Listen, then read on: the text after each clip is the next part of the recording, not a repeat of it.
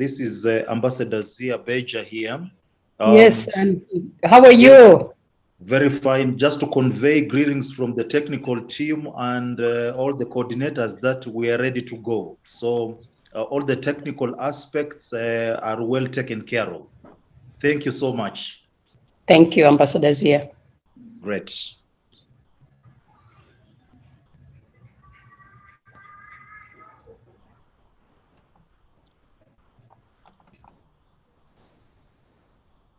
I think we should start with the national anthem, or Ambassador Zia. I wonder, might Pastor John Rono be in the house by any chance? I've scrolled through, I haven't seen. Okay. I'll just text Engineer John Maina and just to reconfirm.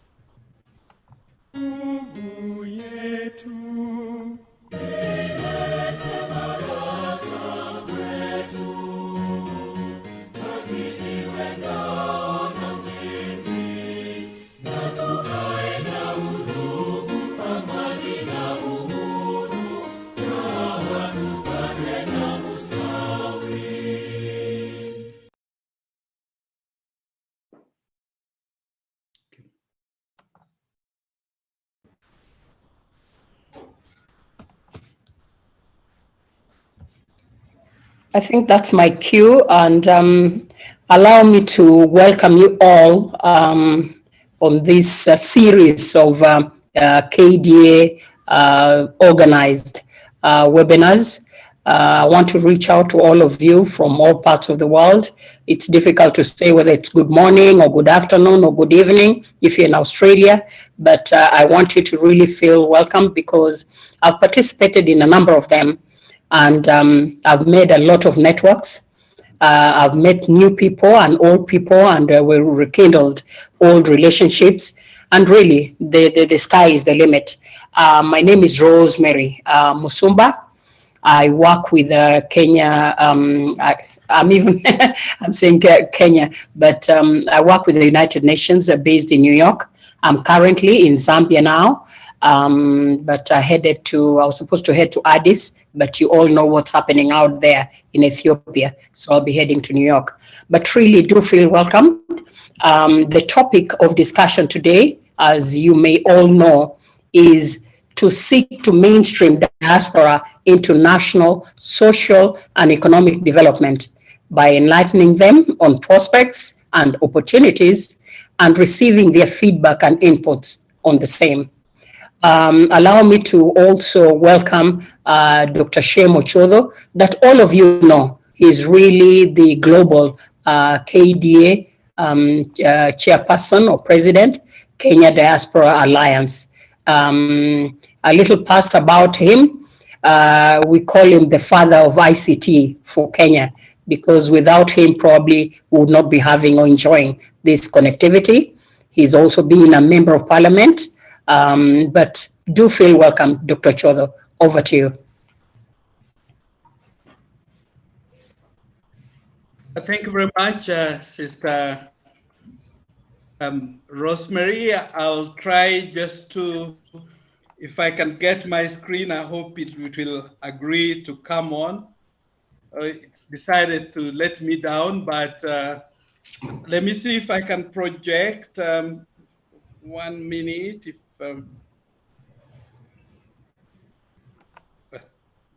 okay. I'm delighted to be in the meeting. Please feel welcome into the meeting, our guests. If we don't recognize you by name, we don't take it for granted that you created time to be with us. Okay, I think I'm able to project a little bit, if it will. I'm just talking on behalf of Kenya Diaspora Alliance. We are a federation of now 45 registered diaspora associations with a combined nominal membership 250,000 nominally across the globe. They range from welfare to faith-based to business and so on and so forth. Just a few of them can be seen: Kenyans for Change, Kenya Pro-Democracy Movement. President of that, Dr. Barasa, will be talking to us today, and so on. Just a few of their logos so that they appreciate or they acknowledge we recognize them. The youngest member is Kenya Professional Business Club in France. That's the youngest member in the house. Maybe just a little bit of some data, the diaspora portal and the webinars that we have. We've had 3 this year.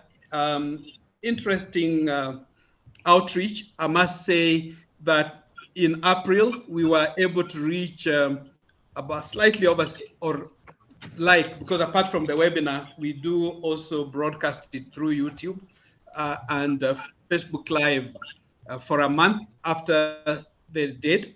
We had about 700,000 from 127 different countries.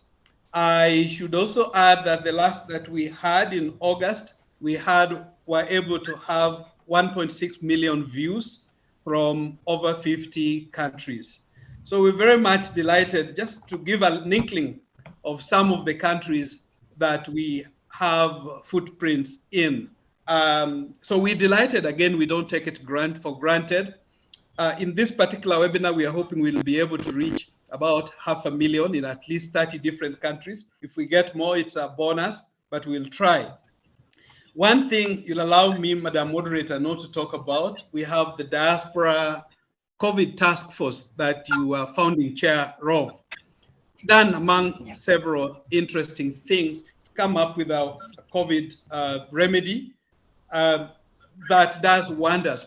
Probably, without exaggeration, the best in the world, and it's natural. But without much ado, I'll stop sharing that. Allow me just to mention finally that diaspora, some consider them the forgotten Kenyans. We rarely find them on the decision-making table. This webinar serves as an opportunity for them to be heard, and we will be hearing from a cross-section of them during this meeting. So thanks a lot for our guests who could grace the meeting, from our partners Pangaea Trust, Norway, ELOG, CMD, and the other, and IEBC that graced our meeting. We greatly look forward. I cannot fail to mention our diaspora migrant welfare champion, the Honorable Cabinet Secretary for Labor, who will be joining us at some point if he's not already joined us. Otherwise, thank you. Over to you, Madam Moderator. Thanks for the opportunity. Thank you very, very much, Dr. Chodho. I saw you brought up the CR7. I think it's important to just underline that, hey, take advantage of that. The pandemic is still with us. Yes, I mean, the economy is opening, different countries, people can travel, but hey, take good care of yourself. Let's move on because the program is packed. We have many interesting, high-powered speakers. It's really nice to see my brother again, Jonas Teso of Pangaea Trust. You are next. How are you doing? But go ahead and tell us what Pangaea is all about, and you know, we in the diaspora, how can we work with you to realize what we are talking about today, Jonas? Absolutely. Thank you so much, Rosemary. This is very happy to be here again, and also sharing some of the updates on what we've been working with together with the Kenya Diaspora Alliance. I have a presentation. Maybe I can share some slides. Is it possible to get host settings? But for the past, I would say, 2 months, we've been in different discussions with the Kenyan Diaspora Alliance regarding how do we enable the Kenyan diaspora to be more active in investing, and how do we open up opportunities within that space. I will not speak for too long, but I have a few slides. Can you see my screen? Yes. Perfect. So the way that we look at the diaspora is not as a forgotten Kenyans or something, but Africa's secret weapon. It already is the biggest financier of the continent in terms of funding flow, but we believe that the role of the diaspora could be much, much bigger. And if we move to the next one, just very short about Pangaea Trust. So we are a non-profit registered in Kenya. We specialize on diaspora investment, capacity building in Africa, different startups and SMEs. We have worked with about 150 startups so far. This has been within agri-tech, circular economy, healthcare, ICT, and many other areas. We have about $4 million raised so far as part of invested in different kind of companies and SMEs, most of them here in Kenya. So we've been very active in the investment space for a few years, and we're hoping to expand. But we don't want to do it alone. We want to collaborate with others. We believe that collaboration and synergy is the key, and that's why it's a pleasure to be able to collaborate with the Kenya Diaspora Alliance, who really is emphasizes on synergy. Today we have about 13 people in our team, and we also work in Ethiopia and Somalia. But as you probably know, Kenya is way ahead, way ahead. So you don't need to look at Ethiopia and Somalia, but it's really interesting to see what position could Kenya take, being a leader of countries, because there are many countries that are looking at the Kenya diaspora and saying, what is the diaspora doing? What's new? And they want to learn. So we think that, collaborating with Kenya Diaspora Alliance and operating in Kenya makes a lot of sense, because it can really become a role model for other African countries to follow. But just so you're aware, Kenya is not number one in Kenya diaspora investment and remittances, because you have another country called Nigeria. They're coming. The remittances from Nigeria went from $25 billion to $34 billion. This was an increase with $9 billion in 1 year. And that's because they are cooking on some very interesting stuff there, both within technology, crypto, and they're very opportunistic. But if you can grow your remittances with $3 billion in 1 year, that's really astonishing. Kenya had about $3.1 billion in remittances in 2021, which is still extremely high. It's 3% of GDP. But it's interesting looking at Nigeria as part of what could remittances be in 5 years. Maybe it could double, maybe it could quadruple, or maybe it could do as Nigeria, where it increased with $9 billion in 1 year. Pretty interesting. These are some of the businesses we worked with and startups through our programs. We have a business called Jijenge. You've probably seen her on TV or on media.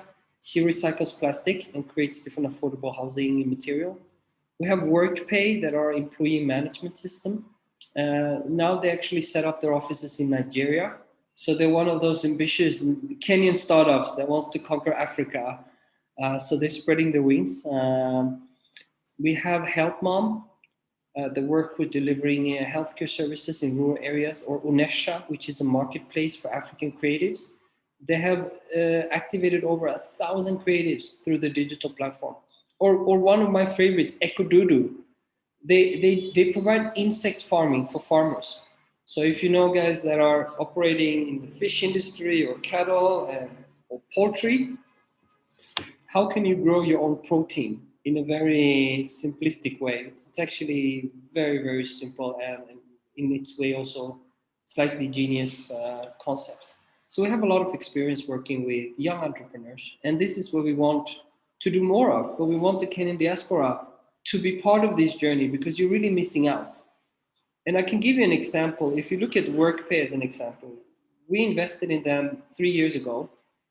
Our investment has increased 35x. That's with 3,500%. That's better than Bitcoin and Tesla shares and all of that. And it's all happening here in Kenya. So there are some very interesting opportunities coming and going all along. But how do we make it easier for the diaspora to catch them and to find the vetted opportunities that exist, so you can be part of the success stories being created in Kenya by the youth building the country? And many of them are driving sustainability. So it's not about making money, but actually improving society. And if you can get both of them, that's a very good deal. For Pangaea, I have a video here I just want to show to you very quickly.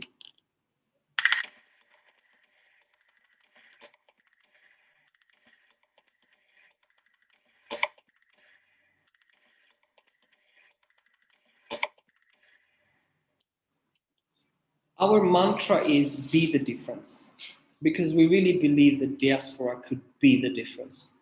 But to be able to be the difference, you need to know the difference and own the difference.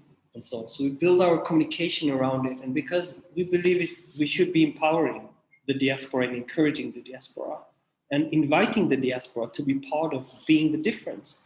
And we also see that there is a big need for it. And I will explain why.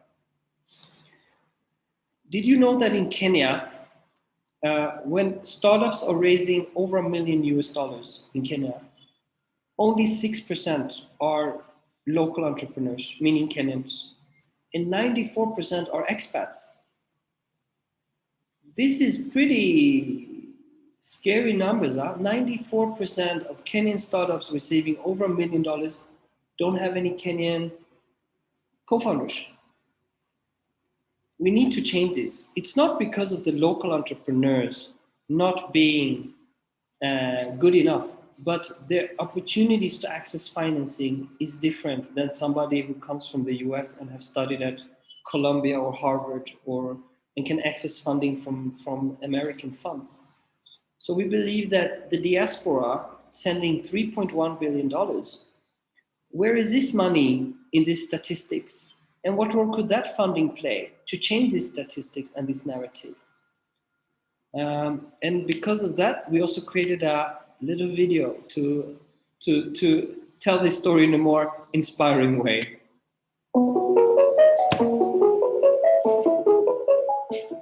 Did you know that in Kenya, only 6% of startups receiving investment over $1 million have local founders, and 94% don't have any local founders at all? We're trying to change this by making it easier for the Kenyan diaspora all over the world to invest in Kenyan startups, to create jobs and solve social problems. In 2020, the Kenyan diaspora sent over $3.1 billion to Kenya and is a force to be reckoned with. At Pangaea, we make it easy for the Kenyan diaspora to invest in Kenyan success stories. Join us today. I hope you found that a little bit more inspiring. And building Africa's tomorrow today. I think this is also, or look at it as building tomorrow's Kenya today by supporting the youth, because it can happen. They're all out there. We just need to link them, right? And structure it in a way where it's safe and we can find the big opportunities. So we believe that African diaspora can be a game changer for African startups and local entrepreneurs. And the mission is basically to create solutions and collaborate with different partners in terms of making it happen. And that's why we work with the Kenyan Diaspora Alliance and also with the Investment Club as part of how can we together collaborate on mobilizing the diaspora and finding these investment opportunities that are good for the country, supporting the youth, creating jobs, and creating economical returns. So if you live in the US, don't put money in the US stock exchange or save it in the bank. Maybe some of this long-term investment could actually be invested in youth businesses, because they will be succeeding. So we are working together with KDA to set up an investment vehicle for the African diaspora. The objective here is obviously Kenyan diaspora, number one. But we are also looking at other people from the African diaspora that are not Kenyan, but who want to invest in Kenya. because they see that Kenya is blossoming. There's definitely opportunities there. So there might be Nigerian, might be Ghanaian, might be Somali, but still, there's still African diaspora. And the third category is African Americans and Caribbean that we're looking at. Fortunately for us, we have Dr. Shem. He's an expert in this. So he's a good captain to have to navigate in the different layers of diaspora groups. I have to say that you're extremely knowledgeable. So thank you for all that support. And the investment vehicle is to facilitate investment processes from the diaspora that are interested in investing in businesses with huge potential. So how will it work? We're currently screening a lot of different business opportunities, over 500 of them. And we're looking at those businesses that have a strong team, solution on the market, and are already making money, technology focused, have plenty of scaling and market opportunities, and most important, impact. They contribute to the local economy and solving either problems for people or planet, environmental related. So it's really like nation building redefined. And we have a selection committee consisting of experts within due diligence, finance, legal, sector expertise. And then after we've gone through all of that, we then have interview processes to then pick the strongest candidates. Ambition is to look at the 10 strongest candidates that we can present to the Kenyan diaspora. And all of them will then have gone through this very rigid process. So we're looking at the best 1 to 2% here. Imagine that, the top 1 to 2% of youth businesses, and those are the ones we're looking to invest in. Not the one bottom, the top, based on this specific thing. So by doing it, we want to make sure that whoever is part of investing in this becomes an ambassador. 2 years later, 3 years later, can say, hey, I would definitely recommend others to do the same, because my experience when we invested was that these are actually companies that have grown in value and they have grown in impact. And that's the kind of stories we want, because then we can amplify it. We don't want to activate the diaspora in business investment that are risky, or that we feel it's a risk that we turn somebody into a diaspora investor terrorist. Somebody who will encourage anybody in the diaspora not to invest. And you know what I mean when I say that. So we really want to build it upon trust. As of today, we have invested with about 60 diaspora investors so far, historically. So, and all of them are ambassadors. So it's a good sign that you know that people have a good positive response to it. Here are just some of the sectors. We haven't concluded on this. This is something we would do together with KDA and other investors that decide to sign on board. But we're looking at different sectors that could be relevant, from education, fintech solutions, healthcare solutions, agriculture, digital services. One that is not mentioned here is, for example, blue economy, that also been mentioned. We didn't bring all of them because we thought it's not necessarily important for now. We just wanted to show the overview of, imagine all of these sectors are being disrupted by technology in one way or another. These will become the new industry players. They're small now, they're tiny now, but we can invest in them now when they're small. So when they become huge, you're still part of that journey. So with that said, we offer you, as part of the diaspora, a way to be impactful and a part of the rising African market and its success story. So be the difference and be the game changer. Yes, I think that was my word of inspiration. I hope I was okay, Rosemary. How was that? No, you were wonderful, as always. I mean, I've heard you speak before, and you and I have had interactions through KDA. You're doing a good job. But very quickly, as I prepare the next speaker, really kudos to you. What is the success story? I mean, you've talked about a range of a number of organizations that you're collaborating with. Is there a running theme? Would you point out one, either Jenga, that lady I know, I've seen it on WhatsApp, the one that is using waste and making it into blocks? You know, is there one story of one mama mboga that you could tell us? Oh yeah, I mean, I can tell you the story of Zambi who started Genge. We worked with her when she had 2 employees. She had not necessarily her, but I'm just saying if it is her, then that's okay. But I was just saying among the ones that you're supporting. Oh yeah, absolutely. But I think she's a good one because she's somebody that made me know. But we worked with her when we had three businesses, 3 employees. She was struggling a lot with how to manufacture them in a cost-efficient way. She had difficulties accessing market.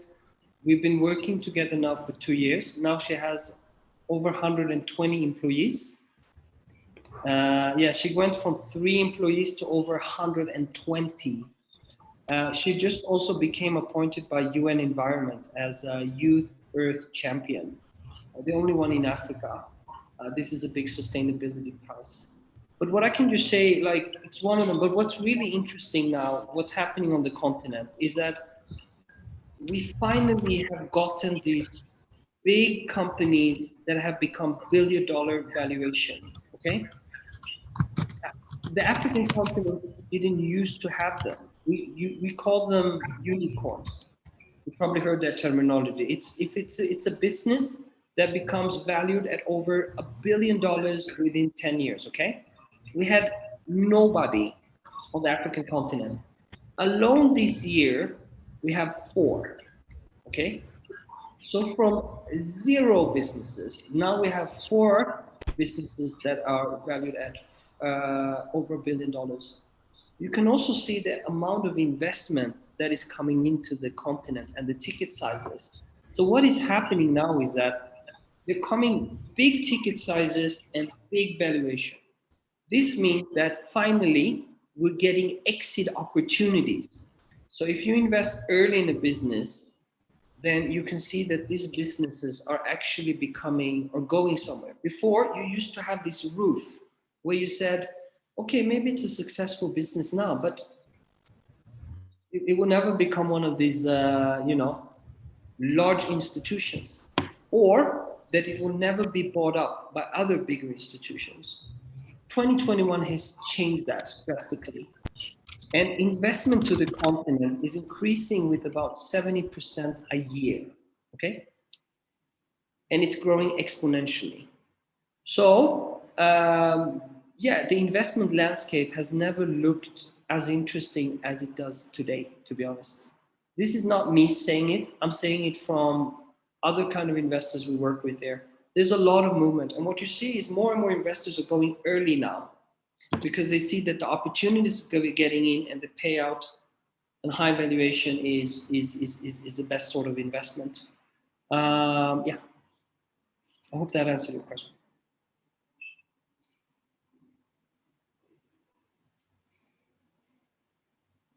Oh, sorry, Rosemary, I think you're on mute.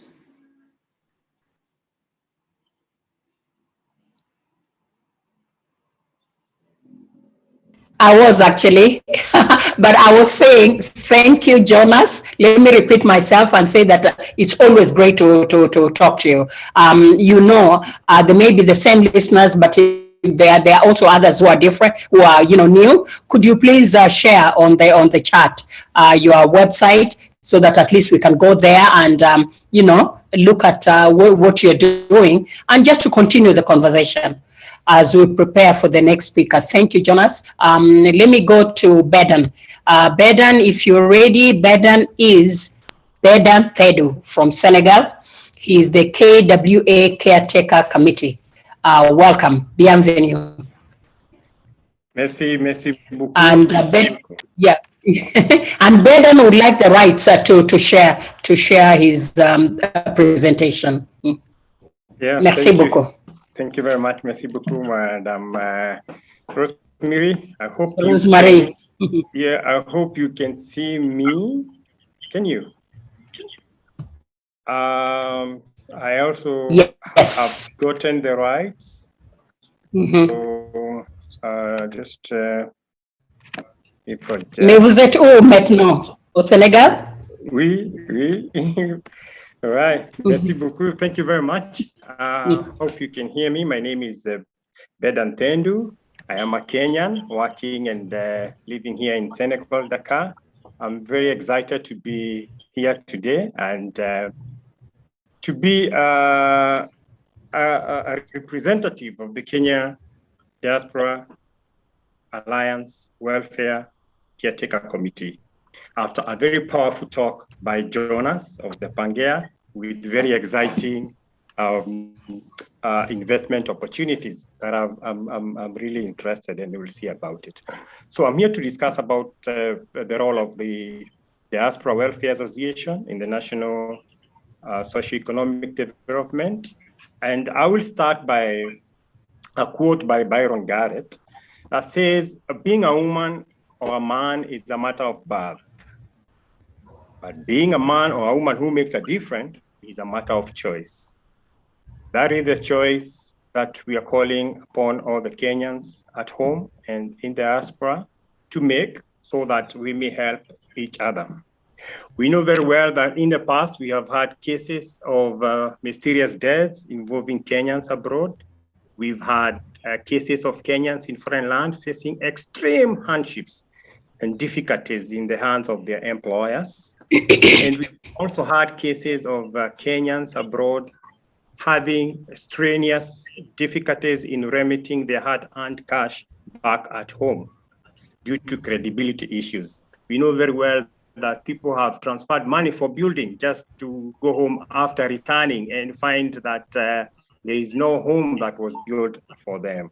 So the Kenyans in diaspora are very keen on such issues that are coming up. When we want to assist each other, we do not need necessarily to get information from the social media that there is a problem, that so-and-so is in problem, and even social media that do not belong to us. We know very well that in organized structures, welfare associations offer systematic benefits to its members, including business networking opportunities, investment opportunities, and bereavement and loan products and all that. That is what we envision here as the Kenya Diaspora Alliance Welfare Association. So we need to have a fellowship that looks into the welfare of Kenyans in diaspora and their immediate family members, and also provide a sustainable solutions to these issues that are coming up and the emerging issues that will come. You know, we need to be risk-based as we assess the situations that are there. And that's why under the able leadership of Dr. Shem, the Kenya Diaspora Alliance deliberated on this void. And the Kenya Diaspora Alliance Welfare Association was born. It was born to fill this void, and it envisions a situation where Kenyans in diaspora will come together, hold hands, and promote welfare of their members. And as they do this, they seek avenues to benefit the lives and the livelihood of the same members.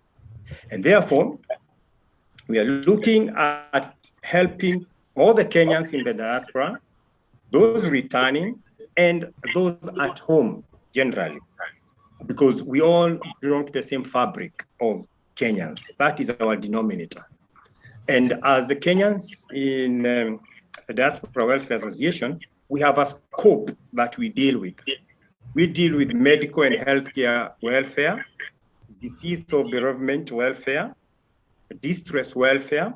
We also do own research on other areas of social welfare that may be of interest to Kenyans in diaspora.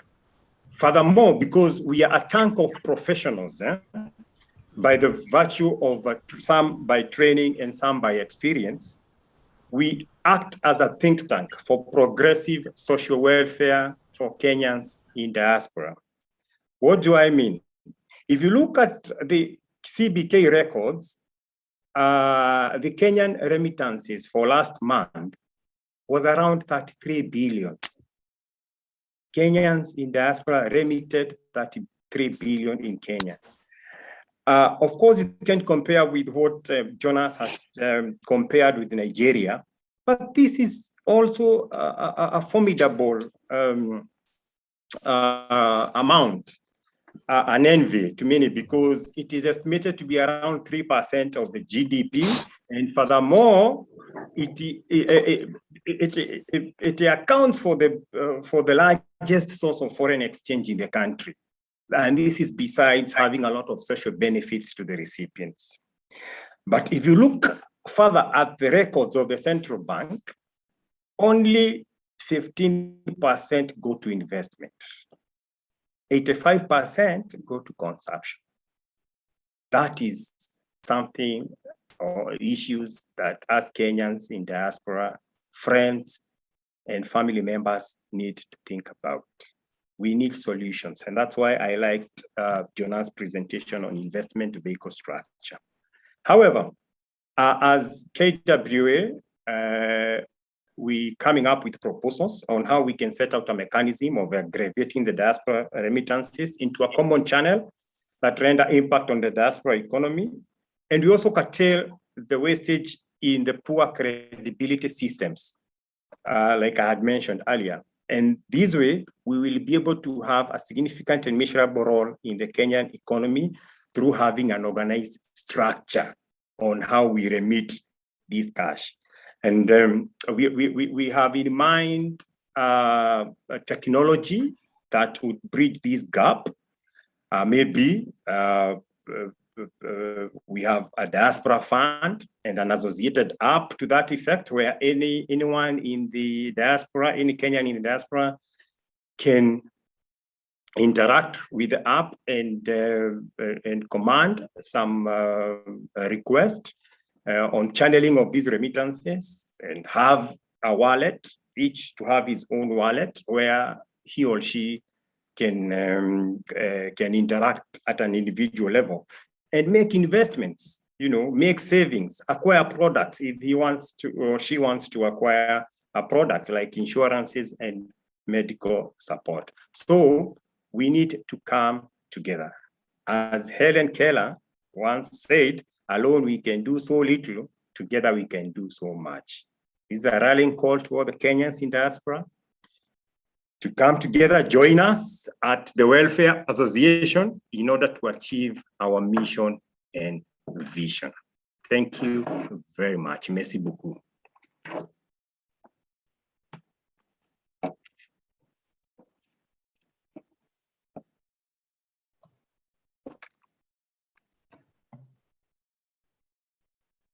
Thank you, Bedan. That was, yeah, and I can see your email. And really, your presentation has come in at the right time because, on top of my head, I've had to, there are about probably 3 funerals that we are coordinating, all coming in from USA, New Jersey, one after the other, and people are feeling saturated. Other than that, also those who go in the Middle East when they are ill-treated and things happen. I mean, if they started contributing and were part of the AWA that you very well articulated and presented, we would all get somewhere. And I did have a discussion with somebody when I was in New York that worked with the mission. Sometimes when we are under a lot of distress, we run to the mission, which is fair enough. And you either have to transport a body home back to Kenya. But you see, this is still going to be taken care of by the family. Yeah? And if you are the provider, then it becomes a double burden. The embassy may help, not always, but whatever they pay, your family, your friends will have to refund. So like you're saying, through KWA, this would be more or less 90% or 99% to support those who get this sort of calamities. We may have our own insurances from work and what have you, but this is really a step in the right direction. I thank you very, very much. And if there are any questions, we'll probably come back if time allows. Okay. Gerald, Daktari, I'm ready for you. Dr. Gerald Barasa, karibu sana. Ready for your presentation? I'd sent you a little chat there to say if you wanted rights.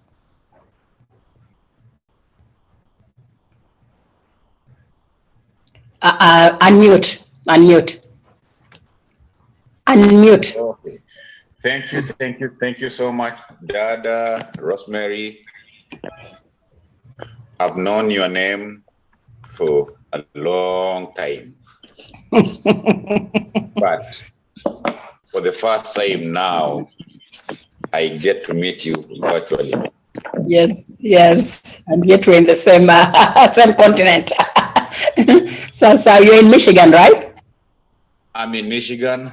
Yeah. It's 8:38 a.m. right here.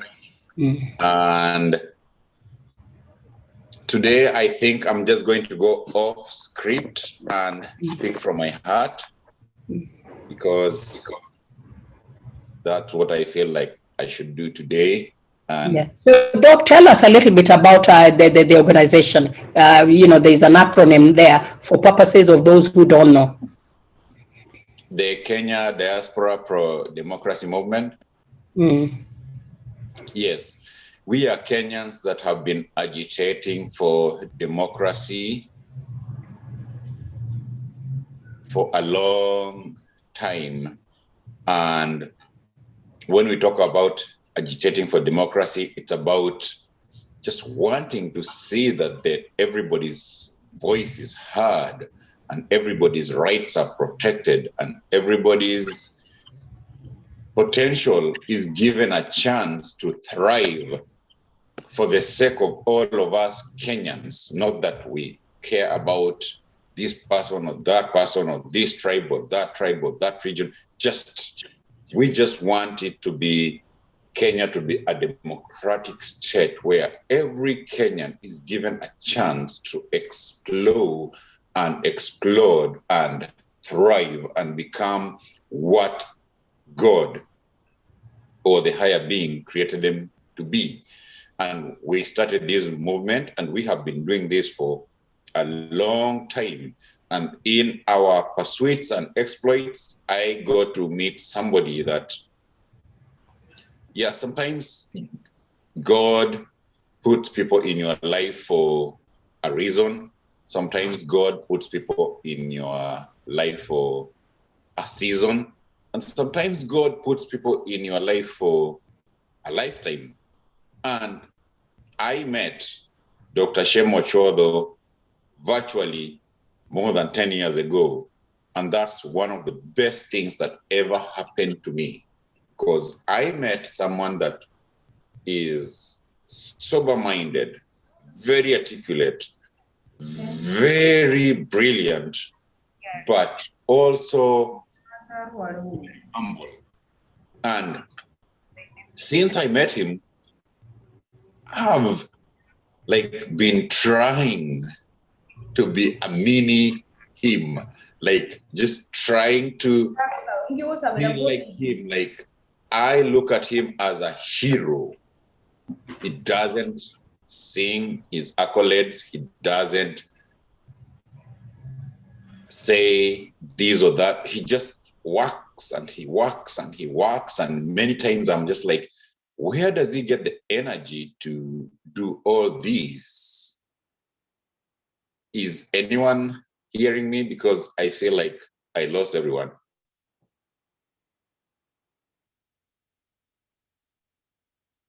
Daktari, we are listening. We are all getting you. Go ahead. Okay. Yeah. Good. We hear you well. We hear you well. So we met and we had these meetings and we did our best. And long story short, I'm still happy and so glad that the Kenya Diaspora Alliance is where it is right now. Today, we are talking about a topic, a subject that the one that was given to me actually is the strategy for Kenya labor export. And it's a very valid, very good topic. I really appreciate the chance to be given to talk about these, but it also brings out sadness in me, and it brings out things that really make me cry a lot of times. Back in 2000, we started a university project that had been in the offing for some time, Hope Africa University. We started it, we rented facilities in Karen, Nairobi, Kenya, and we ended up losing that university to a different country because of challenges of establishing a university in Kenya, because it was just not easy. We shipped our students from Kenya to Burundi, where the government was like, you want to establish a university? We are going to give you property. We are going to give you this. We are going to, all the paperwork is going to be done for you. Bring the university here. Right now, as you speak, Hope Africa University has more than 6,000 students, going to 7,000 students in Bujumbura, Burundi. We shipped our Kenyan students there and other students from other countries that were studying in Kenya, because our own climate, governance, climate, economic climate, just trying to go through all those hoops to get a university established in Kenya was so challenging and so hard.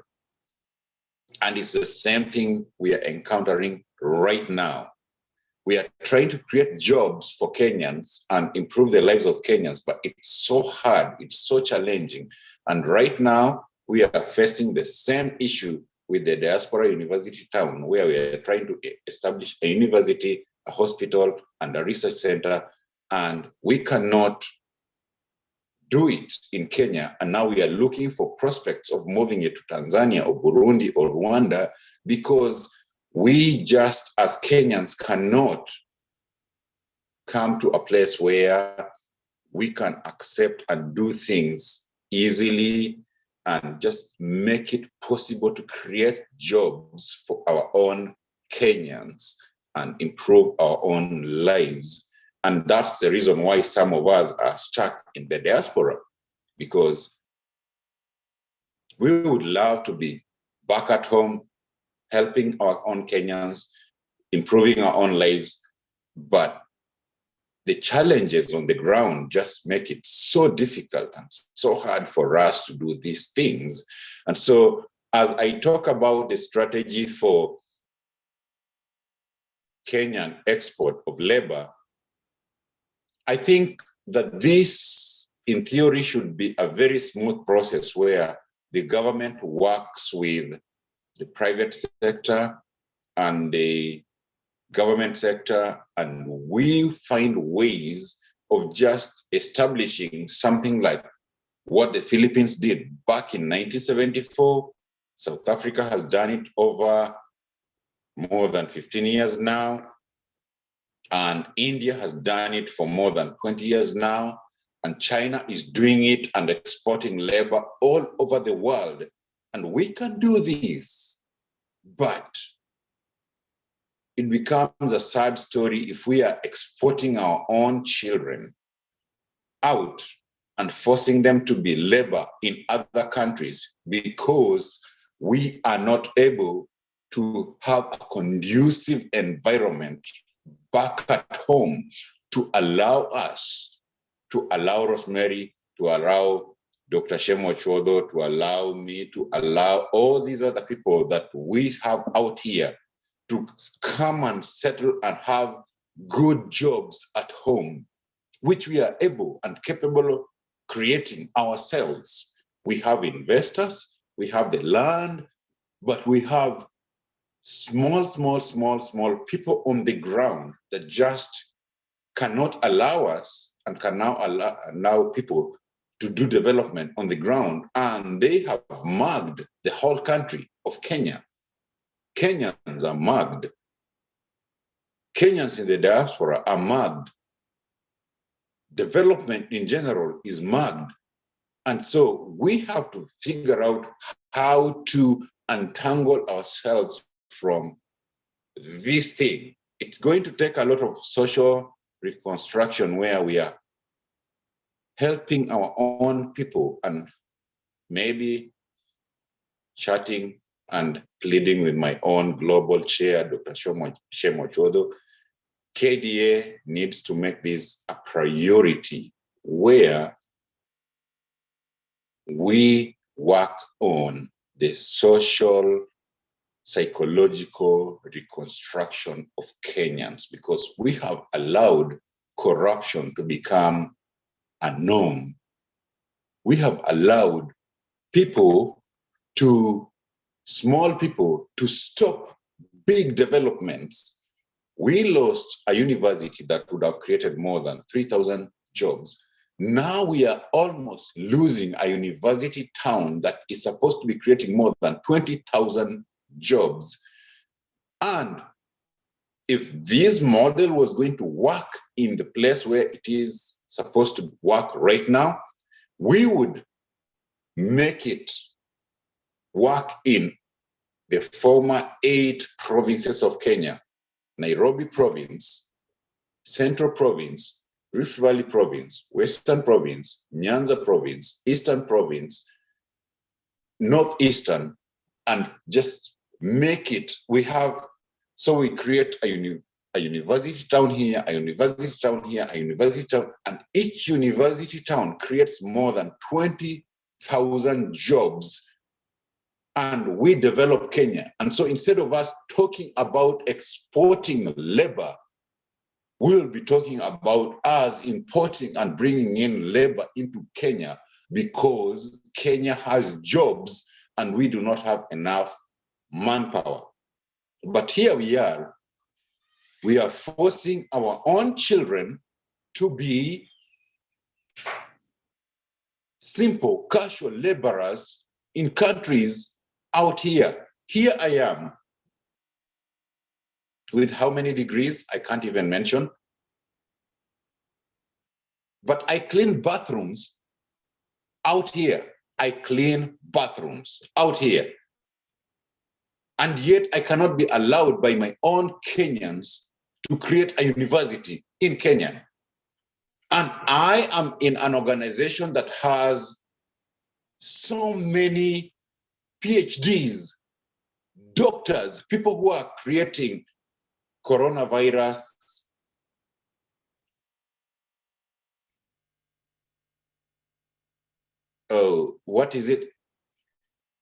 vaccines and diabetes vaccines and whatever vaccines. We are creating them out here, yet we want to create these things back in Kenya, and simple MCAs cannot allow us to create universities and research centers. And it's sad.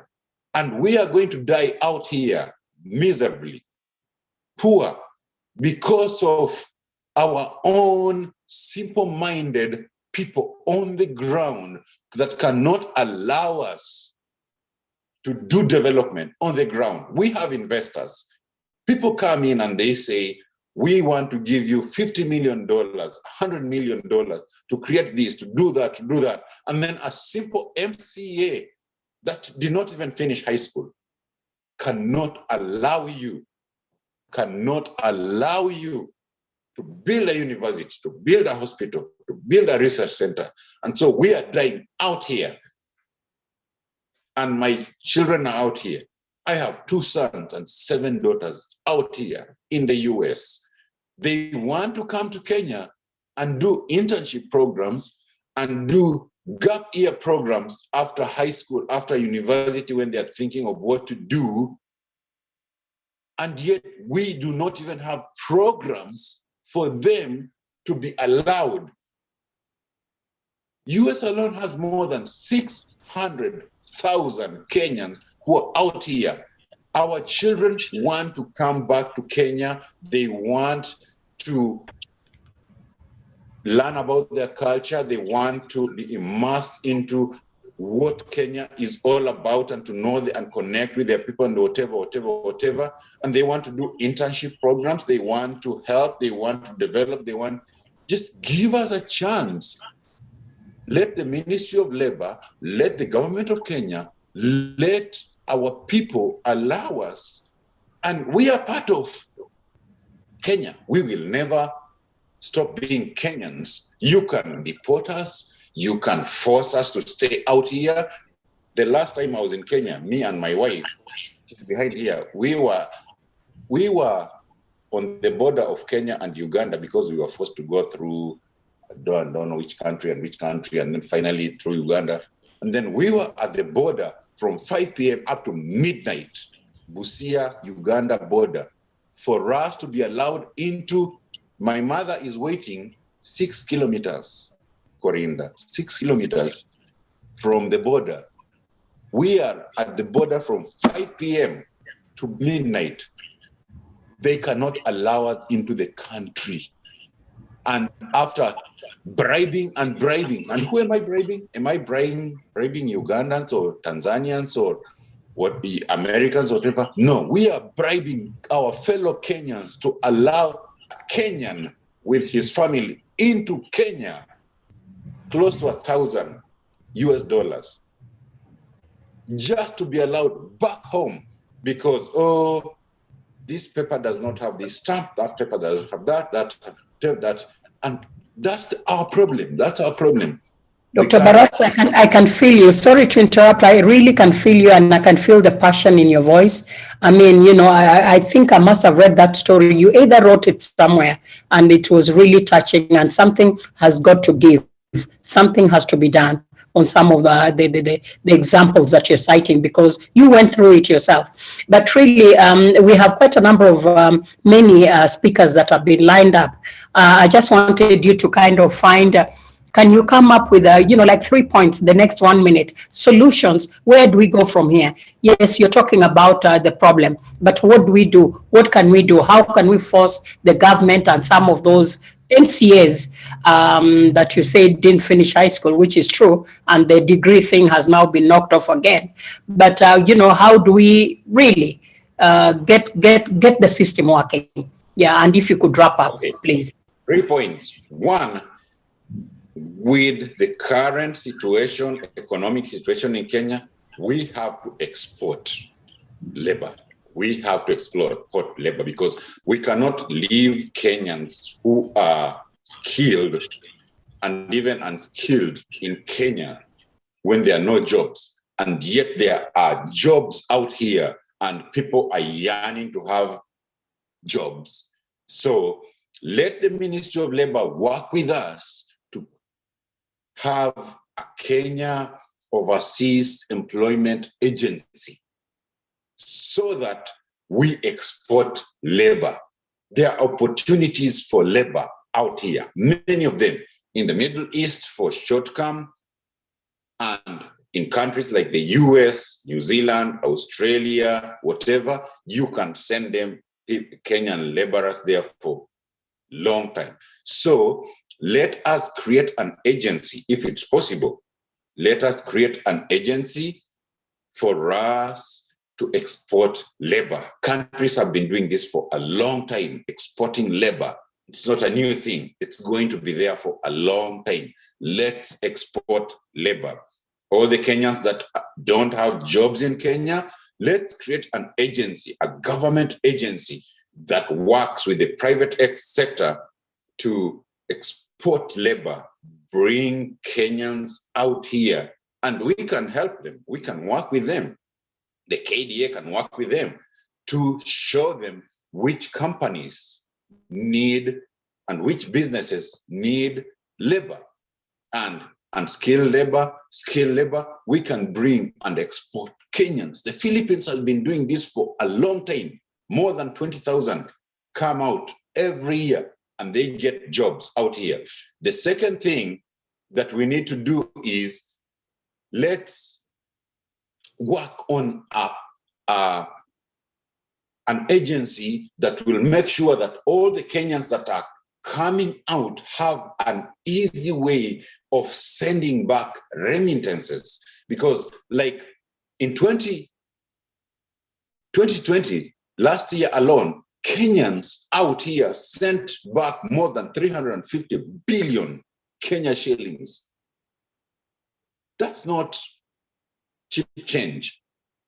It's a lot of money that could be sent. And if we were like strategic and we decided to bring more Kenyans out here, and we helped them to get out here, and we made it easier for them to send back remittances, money, we could improve the Kenyan economy in a big, big way. Let's also come out with, the agency should also work on an insurance scheme so that whether they are out or back in Kenya, there is health insurance coverage, there is also life insurance coverage, and there are also other types of insurances that allow them to leave Kenya comfortably and come back to Kenya comfortably. And these are things that KDA and other Kenyan organizations that the diasporas have can put together very easily so that people are secured while they are living and even when they are coming back, while they are living alive, and even if they are coming back alive or coming back dead, they are secured. We create insurance agencies that can really pay for a lot of these short notice things that people struggle with. Okay, time is of the essence here. Let's also work on a way of protecting Kenyans out here, because many Kenyans, many of us, when we are out here, we feel like we are on our own. We don't feel protected, especially the Kenyans in the Middle East. And personally, I have several relatives working in the Middle East, and every day, all the horror stories that we hear of them, it's bad. So time is of the essence. Thank you for giving me a chance and opportunity to vent. Dada Rosemary, please don't look at me as a lunatic. I'm just passionate for Kenya. And I really.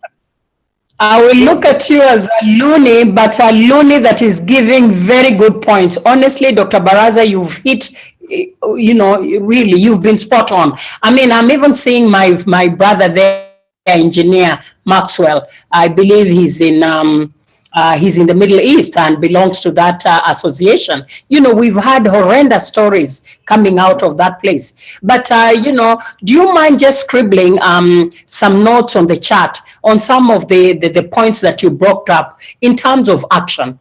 One of the action I would even recommend from the chair is that, you know, yes, we may have missed that opportunity, but His Excellency the President was in New York. We should have mobilized while he was chairing the Security Council, and it is allowed for us who live there. We walk with our banners outside the UN to agitate for change. Popular participation, public participation for all Kenyans to have come. If I was there, because I don't work for government, I would have been there. You know, and let's mobilize our people to even do that sort of thing. We have the CSW that is coming up. This is the UN Commission on the Status of Women that meets in March for 2 weeks. You can Google and just look at CSW, and let's mobilize it's really the who's who from Kenya come to that meeting, including government delegations. Let's reach out to the embassy. If that doesn't work, let's reach out to, you know, just take to the street. And there is always a place between 47th Street and 48th there. There is a square where we can just go around making our statements to be known. So for you who are taking notes, please reach out to me if you want to participate in that. Let's start planning for even March of next year and for UNGA for next year, because I do know and I feel very passionate also about it. We have Dr. Ndege, the professor in Boston. They've been trying to do things in Kenya, I think in Taita Taveta, and you know, all the obstacles that government poses, you know, some of the things that you talked about on the border, it's horrendous, it's unacceptable, and we know our rights and we should push for it. But I think the minister should be with us now, CS Labor, Honorable Chelgui. Let me hand over to Dr. Chwotho if they are in. I was just inquiring if we have the following speakers. That is Mr. Franklin Mckenna, the retired judge Peter Herbert, if they're in the house. Over to you, Dr. Chwotho.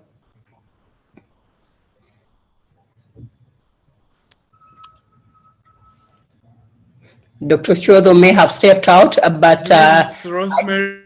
Yes, yeah. let's go to the next speaker, and that will be Franklin Mckenna. I think he's the CEO of the CMD. Mr. Mckenna, if you're available, please unmute and go ahead. But thank you, Dr. Barasa. But Aluta continua. Thank you, my fellow Kenyans abroad. Can you hear me? Yes. Yes, we can hear you. All right, I'm just setting up so that we can get started. My name is Franklin Mckenna. I serve at the Center for Multi-Party Democracy as the Executive Director. I'll be able to speak to that towards the end of my presentation, which I'll faithfully keep to under 8 minutes. I was requested to speak to the topic political parties' position and prospects for diaspora representation and voting. I have a few contextual issues that I will bring to your attention. Obviously not telling you anything new, but just provoking our thoughts so that you can be able to engage on this subject. We all are aware that in 2010, the Constitution extended voting rights to citizens living abroad. This didn't happen in 2013 pretty well. But in 2015, I think the Kenya Diaspora Alliance challenged this in court, and the Supreme Court gave a ruling ordering IEBC to register diaspora voters. I reckon that we have a very politically engaged diaspora, listening to my brother Baraza speak. A very politically engaged diaspora who are very aware of the high-stakes electoral competition. But interestingly, only fewer Kenyans to the numbers that we have of 2013 and 2017 presidential elections. Just slightly over 3,000 Kenyans were permitted to vote from abroad. So the questions that we need to answer here are very clear. One is, what really explains the failure of the Kenyan government to implement diaspora voting on a broader scale? Is there sufficient intensive government outreach to immigrants to do so? And if so, what are the legal, logistical, and political challenges that we need to speak to so that this can be realized? How could issues such as the uncertainty about the number of Kenyan immigrants, the political preferences of those in the diaspora, the highly competitive electoral climate be addressed in order to push for more widespread implementation of diaspora voting?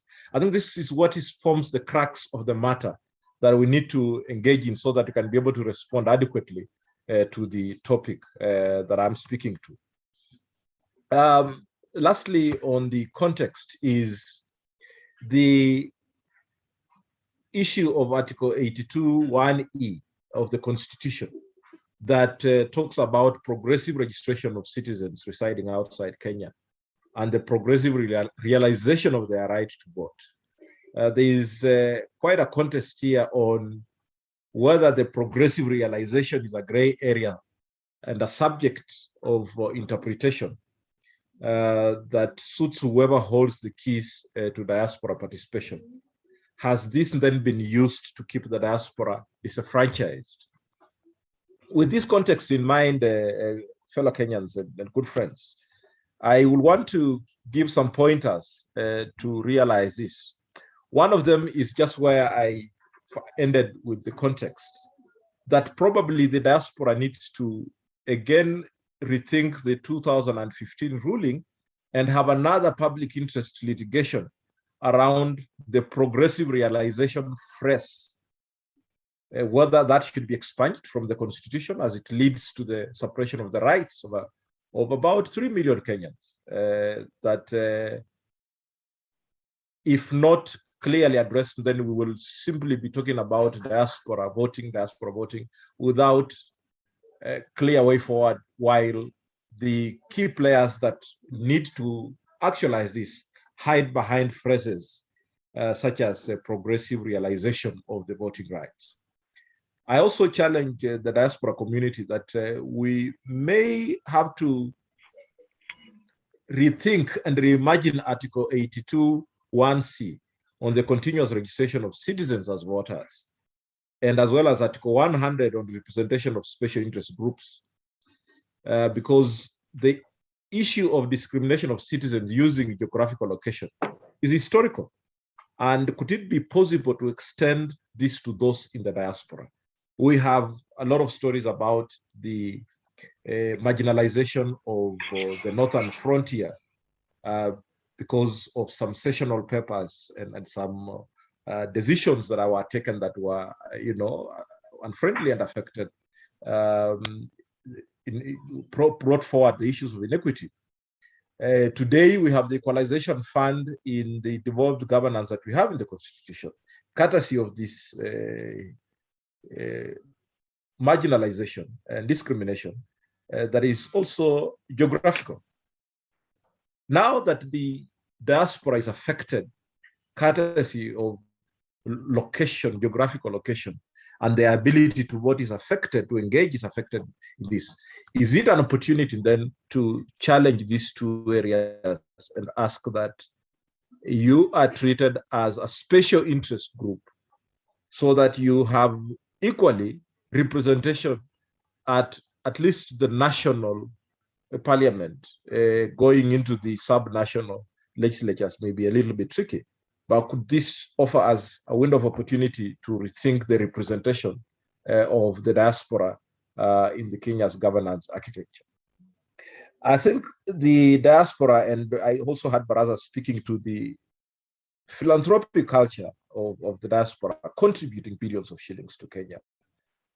Would you use this as the carrot and stick to influence political culture and party positions?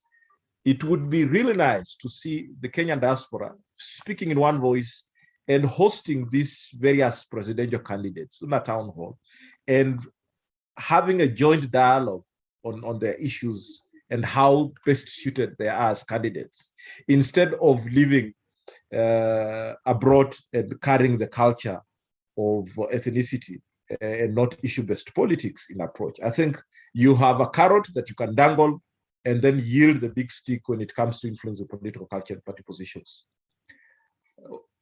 We have the challenge of technology today, which is also an advantage. The generations that used to attend political rallies in huge numbers are dwindling, and young people are very much online, and they're engaging, and technology either holds the key to positively affect our democracy or negatively affect our democracy. I think, again, the diaspora has an opportunity to engage in this initiative in a way that helps technology to contribute positively to democracy. And it is just one example there, that during the conversation of voter registration of those in the diaspora, this solution of ivote.net was quite impressive to me, at least, because it's a fully functional and secure digital platform for counting and mapping Kenyans in the diaspora and recording the demographics in real time. So how do we then progress this to other issues of fake news, of disinformation, of actually weaponized disinformation? How do we make technology, work for our democracy as opposed to the negative effects? And I think the diaspora community has the expertise, has the networks, has the reach to these multinational corporations to be able to see how they can be able to make an entry in this area. I think it's one area that we're keen as an organization as well to be able to develop going forward. So those will be my very few talking points in regard to the topic that I was asked to speak to. In terms of who we are as CMD, we are a membership organization for, of, and by political parties. We were established way back in 2014. So we have really come of age to stabilize as a locally led, locally managed, locally resourced organization. Our vision is a multi-party democratic Kenyan society that is issue-based, people-centered, and accountable to the public. Our mission is to facilitate the institutionalization of multi-party democracy through policy influence and capacity building of political parties. We pride ourselves as having the legitimacy and convening power to engage in dialogue with political parties, civic actors, and policymakers to canvass and address different issues of national interest. We have various innovations like the People Dialogue Festival, where we are able to convene all these political bigwigs to jointly engage in conversations away from the usual shadow boxing that they do, and the inability to focus on issues. We try to box them in the People Dialogue Festival. Of course, very much inspired by what is going on in the Nordic countries of Denmark, the People's Meeting, what happens in Sweden as well, and many other advanced democracies, of where citizens take a period of time to engage their leaders on various issues. And these are the areas that you can really plug in and ask that you can even have such joint conversations with all these leaders so that we can be able to influence, because leadership is an influence relationship. If we do not share our ideas, then we imagine that they are know-alls when they are messing the country. So I think I will leave it there and invite any questions for us to be able to look through. Thank you very much for the opportunity to speak to us. Thank you. Thank you so much, Frank Mukwanja. I had mispronounced. I thought it was Mukwana. But karibu sana, that is really a very good presentation. And for comments, I just want to encourage people probably to write in the chat, so that at least as we continue going through the guests, we can call upon you to probably respond. Allow me to bring in our retired judge, Mr. Peter Herbert. If you're available, please unmute. Thank you. Yes. Madam Chair. Nice to see you. Nice to see you too. Thank you very much for the opportunity, Dr. Shem, and yourselves for this opportunity. I very much enjoyed listening to your last speaker. Let me be fairly brief. I'm one of those diaspora people who's been very much welcome to Kenya over the last few years. I'm currently in Ireland, about to receive a Human Rights Award from Trinity Law Society, so hence my backdrop here, not being in Nairobi. I come back next Tuesday. My background, without going into it, is too deeply. My father's originally from Sierra Leone, from Freetown. My mother was English.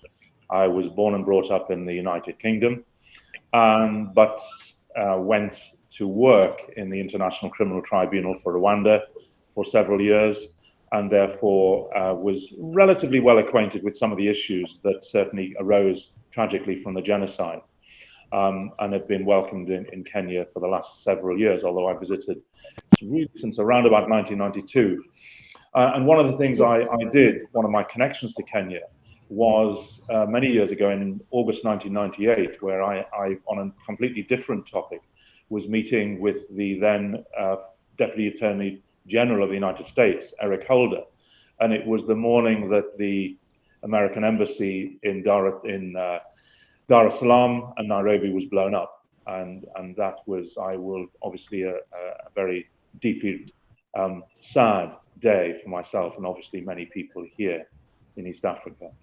So my connections to Kenya do go back, but I have been asked to talk briefly on the subject of Black Lives Matter. And so to say that as somebody who's fought for human rights in the diaspora in the United Kingdom and in the Caribbean, on the continent, dealt with the refugee crisis to a certain extent that exploded on the shores of Sicily, Lampedusa, Calais, and across Europe, I'm acquainted with some of the issues that concern us as a people.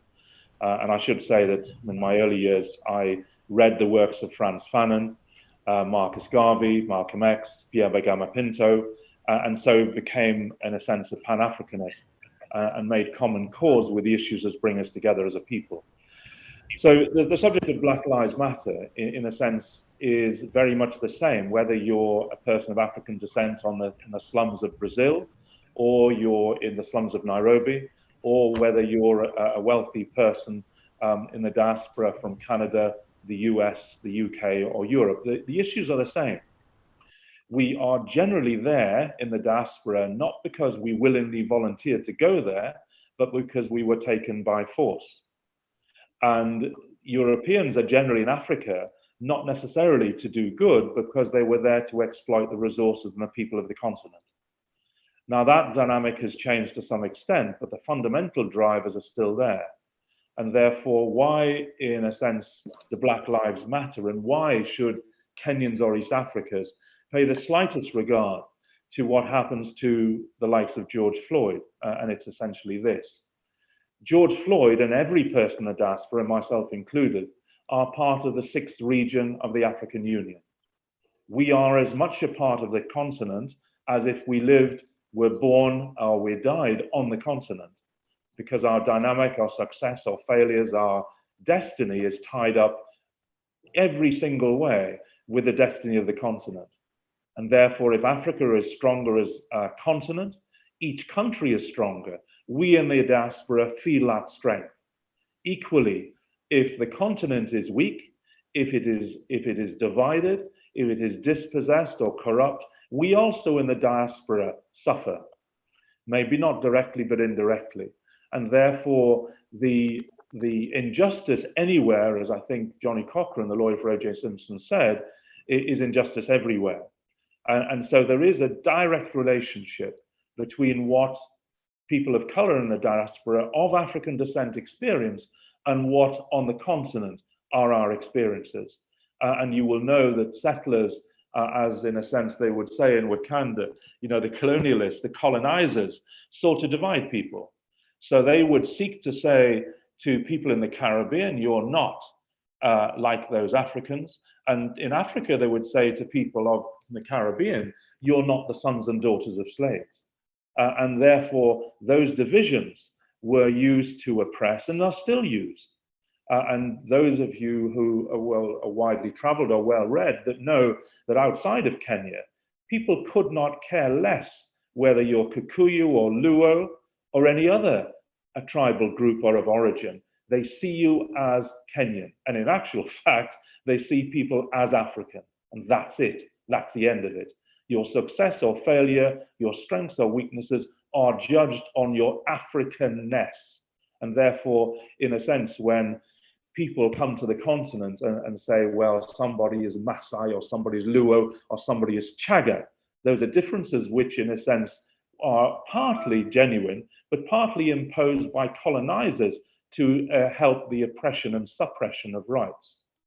So in the way in which that dynamic is extremely important is that you cannot, in a sense, understand your future strength, your present strengths, if you do not understand your history.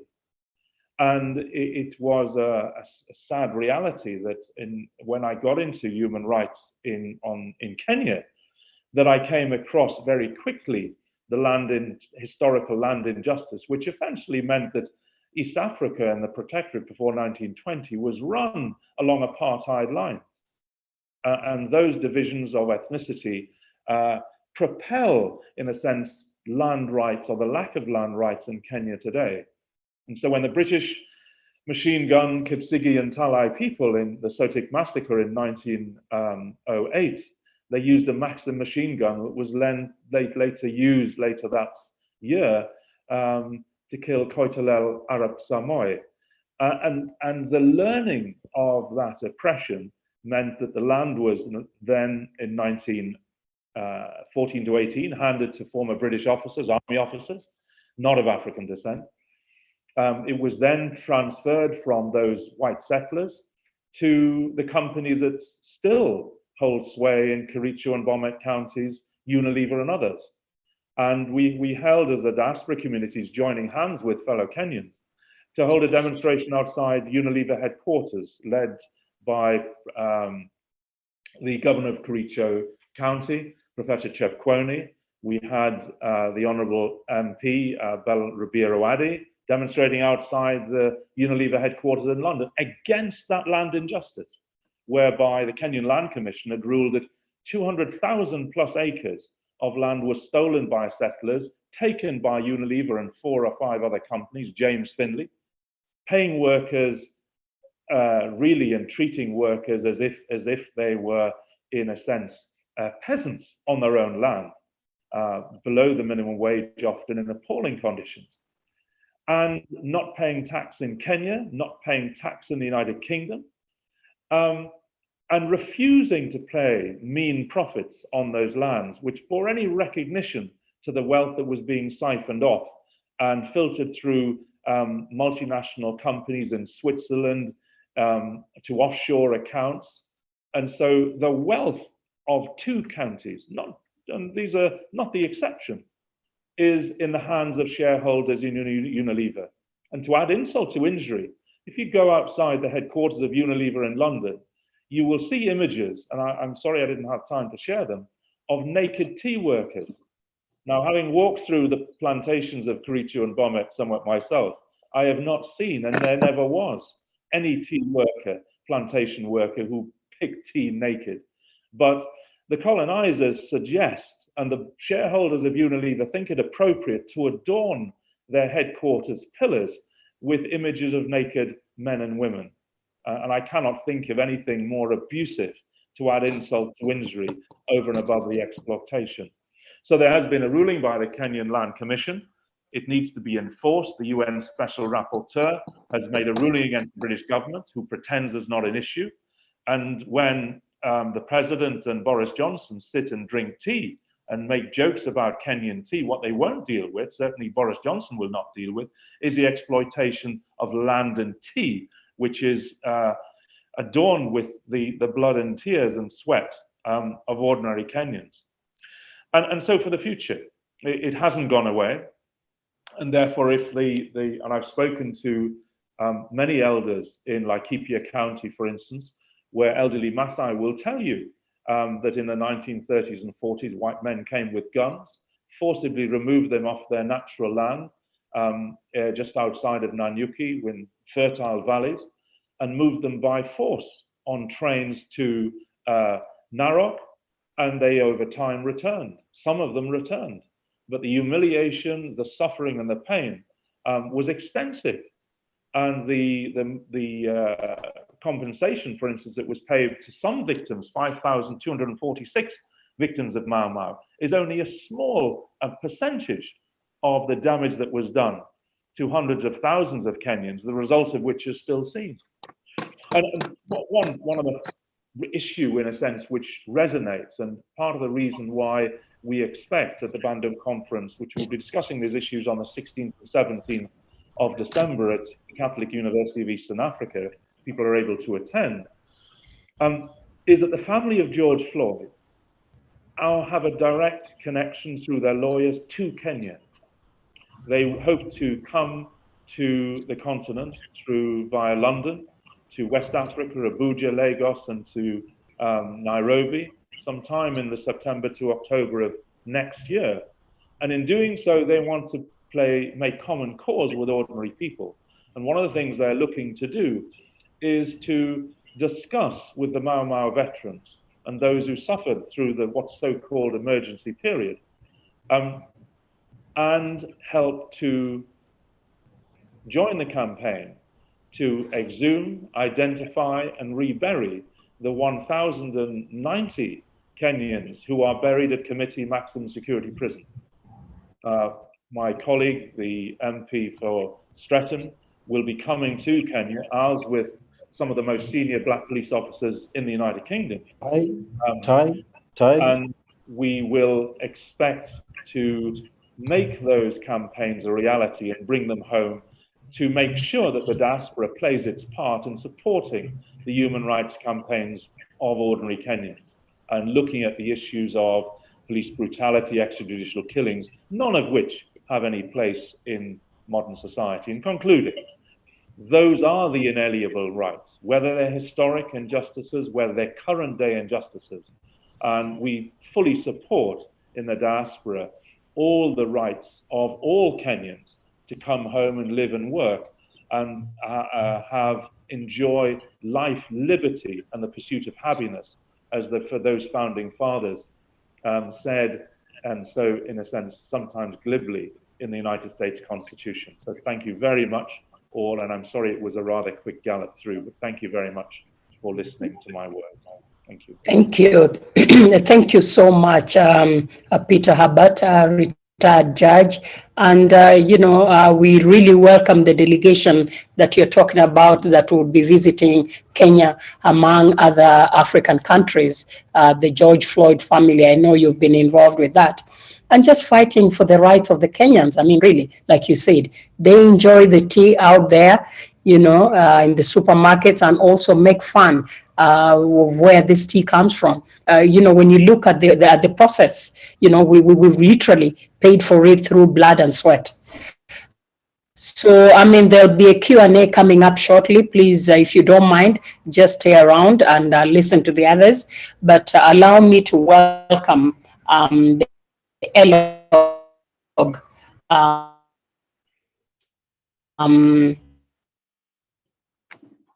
speaker, the speaker from ELOG, Muley. Muley, are you around?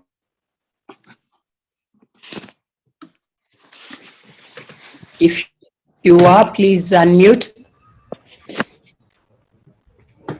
Muley Musau.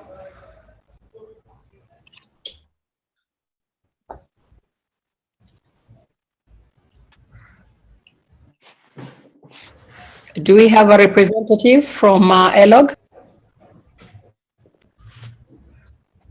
Do we have the representative? Otherwise, we'll move on.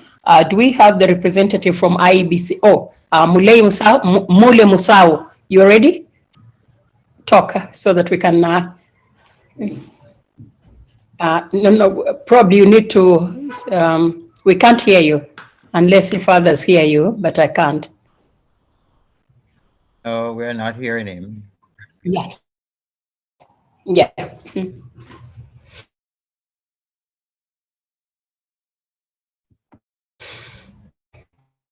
Probably a technical team could help out.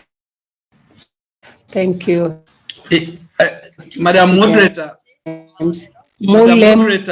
National coordinator is you may want to probably log off and log back again.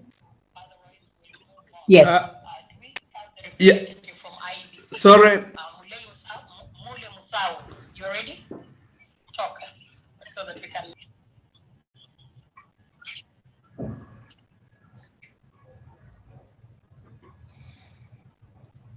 I think probably let's go to the next speaker, and then the next session was going to be Q&A, but I think his mic. We've asked him to probably log. Yes, go ahead, Dr. Chodha.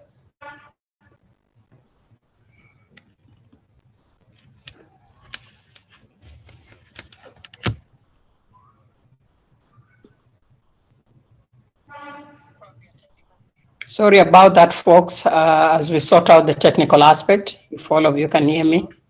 Sometimes we have no control. Dr. Chodha, go ahead. Dr. Chodha.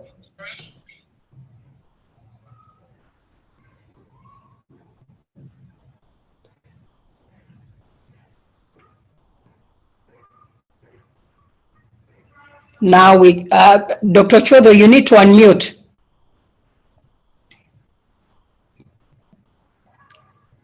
In case, Madam Rosemary, this no, is can you hear me still? Yes, now we can hear you. You needed to unmute, but go ahead. You were saying something. Yeah, I should mention ELOG was.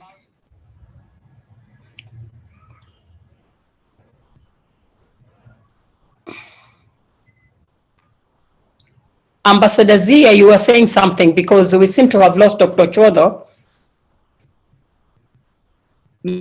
Yes, it's okay. Dr. It's okay, Madam Chair. I was just mentioning ELOG. I would go to IEBC director. If time permits, you can come back to ELOG. Yes, we would like to, but I think they're having challenges in terms of us hearing them.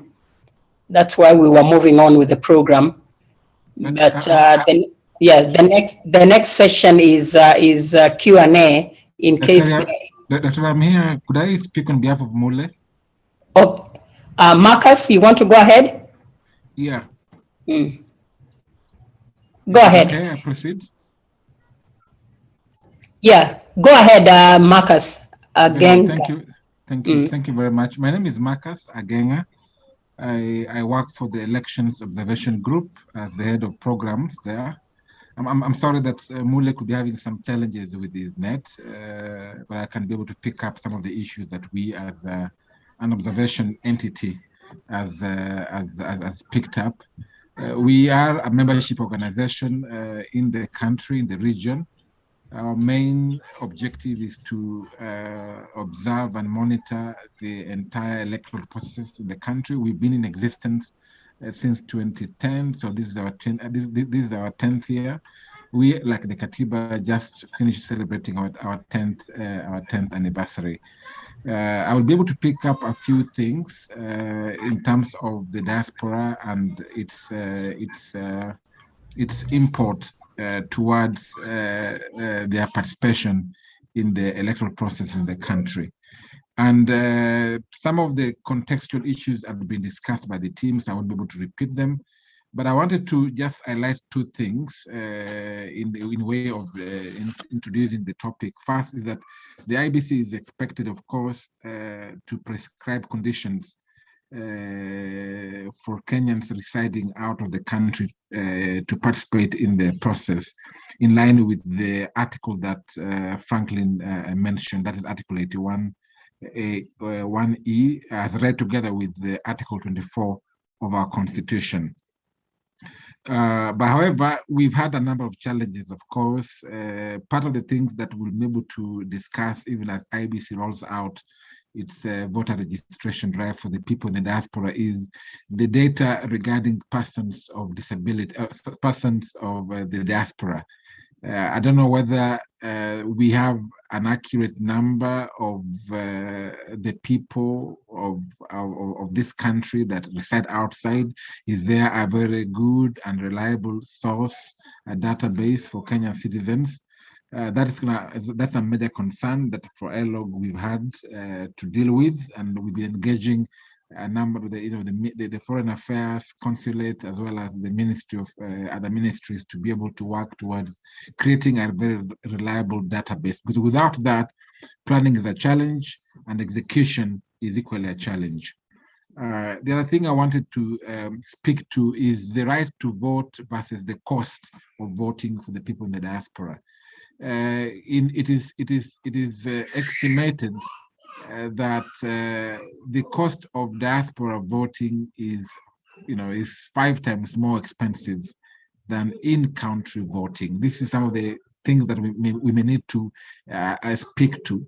In Kenya, it costs about 2,500 shillings per voter, or maybe 2,700 shillings per voter, now that we are moving into 53,000 polling stations without factoring in even the diaspora polling stations.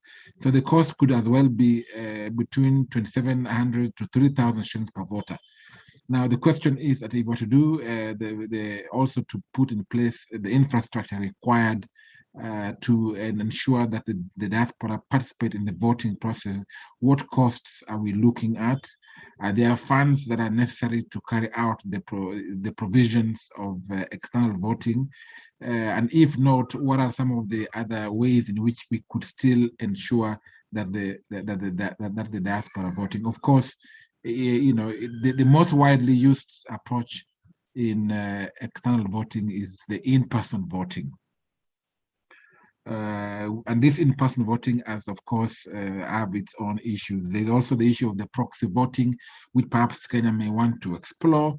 The issue of remote electronic voting perhaps is something that we may want to have a discussion around. The issue about postal voting is something that maybe Kenya may want to probably look into and see what prospects are there. Do we need to change laws? And of course, we are aware the issue of trust, the issue of trust in the country, and other innovative ways in which Kenya may want to look into, including the question to do with e-voting. Like I've said, the issue of uncertainty in terms of number of Kenyans residing abroad must equally be addressed moving forward. The other issue I wanted to pick to, because of time factor, is the time zone difference. How, that's another issue that perhaps a discussion must be had around, because in Kenya, voting time is defined in our legal framework. So the time zones create, as it were, some significant challenges in different parts of the world, and therefore creating some administrative and perhaps even legal problems. So maybe that is something that we may want to relate to. Like I've said also, our law in Kenya allows for personal voting only. So there are no other ways of voting. So perhaps the discussion that KDA together with IBC and other critical stakeholders may want to have is, could we have an advanced voting, seeking for an alternative method of voting? That is something that we may want to have moving forward. Is it a possible option moving forward? And that also has other issues around it in terms of how early is early. Maybe those dynamics can be discussed. The control measures on accountable on that issue. Again, remember, we don't trust systems. We don't trust a number of things in terms of elections. So those control mechanisms could be also explored.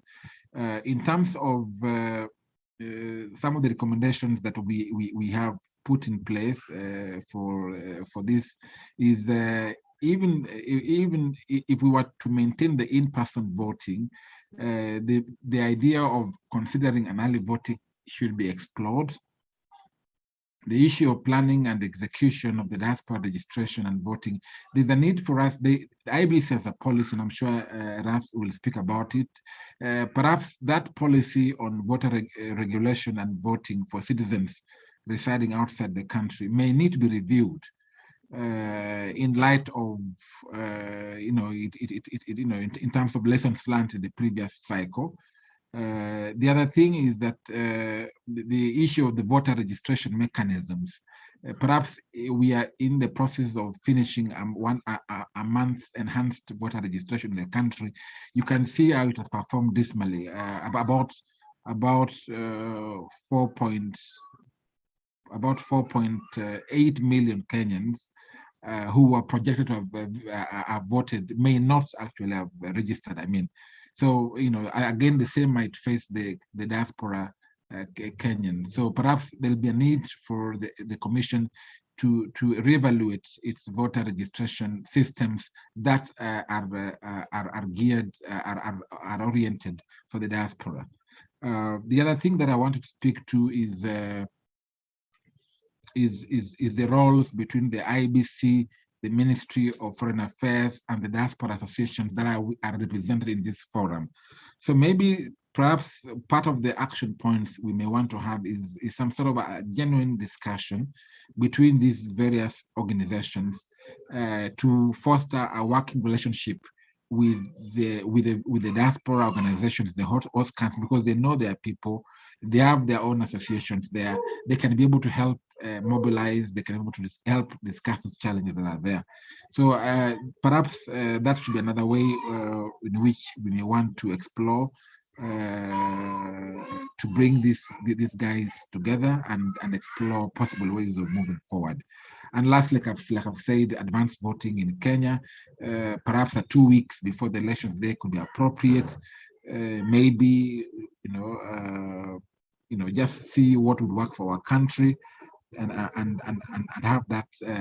If it require policy change, it might require legal change, because again, in the country, we're still having a number of legal reforms that are yet to be enacted. Perhaps this should be one of the things that, as a team, we may want to push forward with the aim of mainstreaming and promoting the participation of the diaspora in the electoral process. But lastly, allow me to say one more last thing. Dr. Ochodo, you remember we had spoken earlier on in 2017 or 2016 thereabout about having seeing the diaspora as the 48th county, as it were.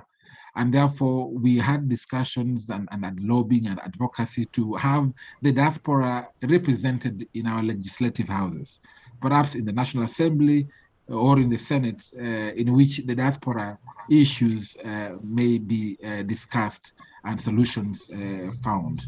Thank you very much, and over to you, moderator. Thank you so much, Marcus. Just wrapping up some of those issues that are really very important. Of course, a question for you, and you don't have to answer it now. Are we ready in 2022, that is next year, for us in the diaspora to be able to vote? And then, of course, you talked about some of those key stakeholders, MOFA being one of them, Ministry of Foreign Affairs, and others who can make this happen, and IBC, for that matter, as we prepare our next speaker, Dr. Rosemary Musumba. There is that issue of mistrust, where for us who are in the diaspora, one of the things that we're encouraged is to register with the embassies, but we are always very apprehensive. What for? Why? Some people may be illegal. Are they going to report some of these, the Kenyans? So there's always that mistrust. We've never seen any value in really registering with the embassy, and also just the ambience when you go to the embassy, on how you're treated, on how you're received. Not that you're looking for anything, but they also view you as, with suspicion. We also view them with suspicion. But that as it may, I think that is a discussion that needs to continue. Dr. Chodho has been pushing for the longest time. I think we're in court. The Supreme Court allowed us in the diaspora to vote. I don't know if that is going to happen. You talked of statistics. The number that is floated around for US, I think, is 4 million US Kenyans. 4 million Kenyans in the US, but across the board, we are quite a number. We are quite a number of us that should be given our legitimate right to vote. Allow me to, before we go into Q&A, to bring in one more guest, Dr. Rosemary Musumba from IBC. Karibu.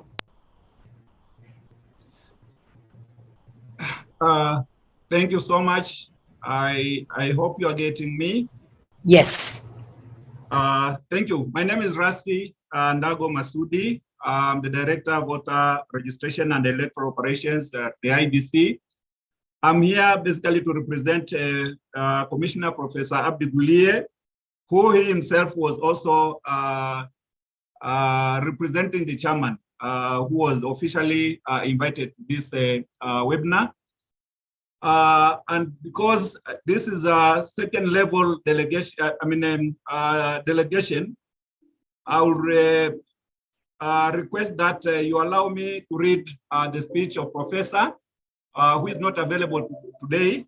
You realize that we have a lot of challenges today, having just had to complete our enhanced continuous voter registration yesterday, but because of a court case, we are still in limbo. We're still struggling with litigation, whether we will close or we'll go on for the next 7 days. So I'd like basically to read Professor's speech, and then from there, if there's going to be any clarification to be made, I will do that. And in the process of this speech, I know there's some areas which will be clarified. Some of the questions that you have been asking, I think some of them will be answered from this particular presentation. But also to answer you, Madam Moderator, yes, we have an opportunity for you to participate in elections next year. Once we present this, you'll see the opportunities that we are presenting as a IBC. Finally, I'm not doctor. I'm hoping that one day I will be. I'm just director voter registration at the IBC. So let me start. I wish to most sincerely thank you for the invitation to give a keynote address on the theme diaspora voting and representation. Kenya has historically experienced the migration of citizens to other countries. This is mainly attributed to the pursuit of higher education, better employment opportunities, business opportunities, family reunion, and other reasons. Irrespective of how Kenyan citizens find themselves in foreign countries, most citizens of Kenya remain explicitly attached to Kenya. In recent years, remittances from Kenyans in the diaspora has significantly increased to over $3 billion United States dollars in the year 2020, thus contributing substantially to the national economy.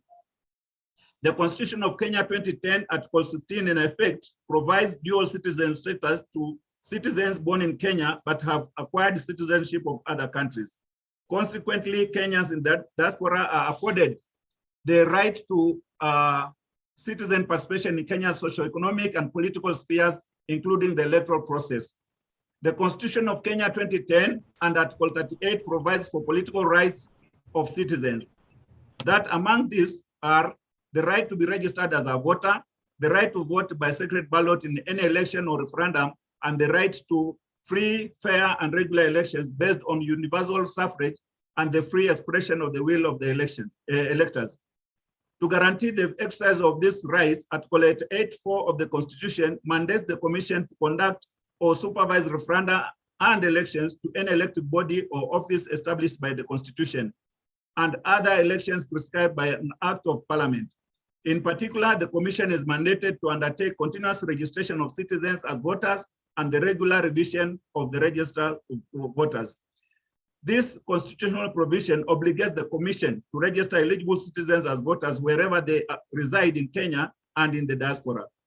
Further, Article 82.1c provides that Parliament shall enact legislation to provide for the progressive registration of citizens residing outside Kenya and the progressive realization of their right to vote.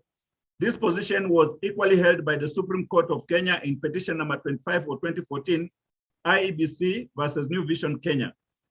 In part, the court ordered that the Commission shall put in place an infrastructure for the comprehensive registration of Kenyan citizens in diaspora as voters, to the intent that the numbers of such Kenyan citizens participating in general elections shall increase progressively over time.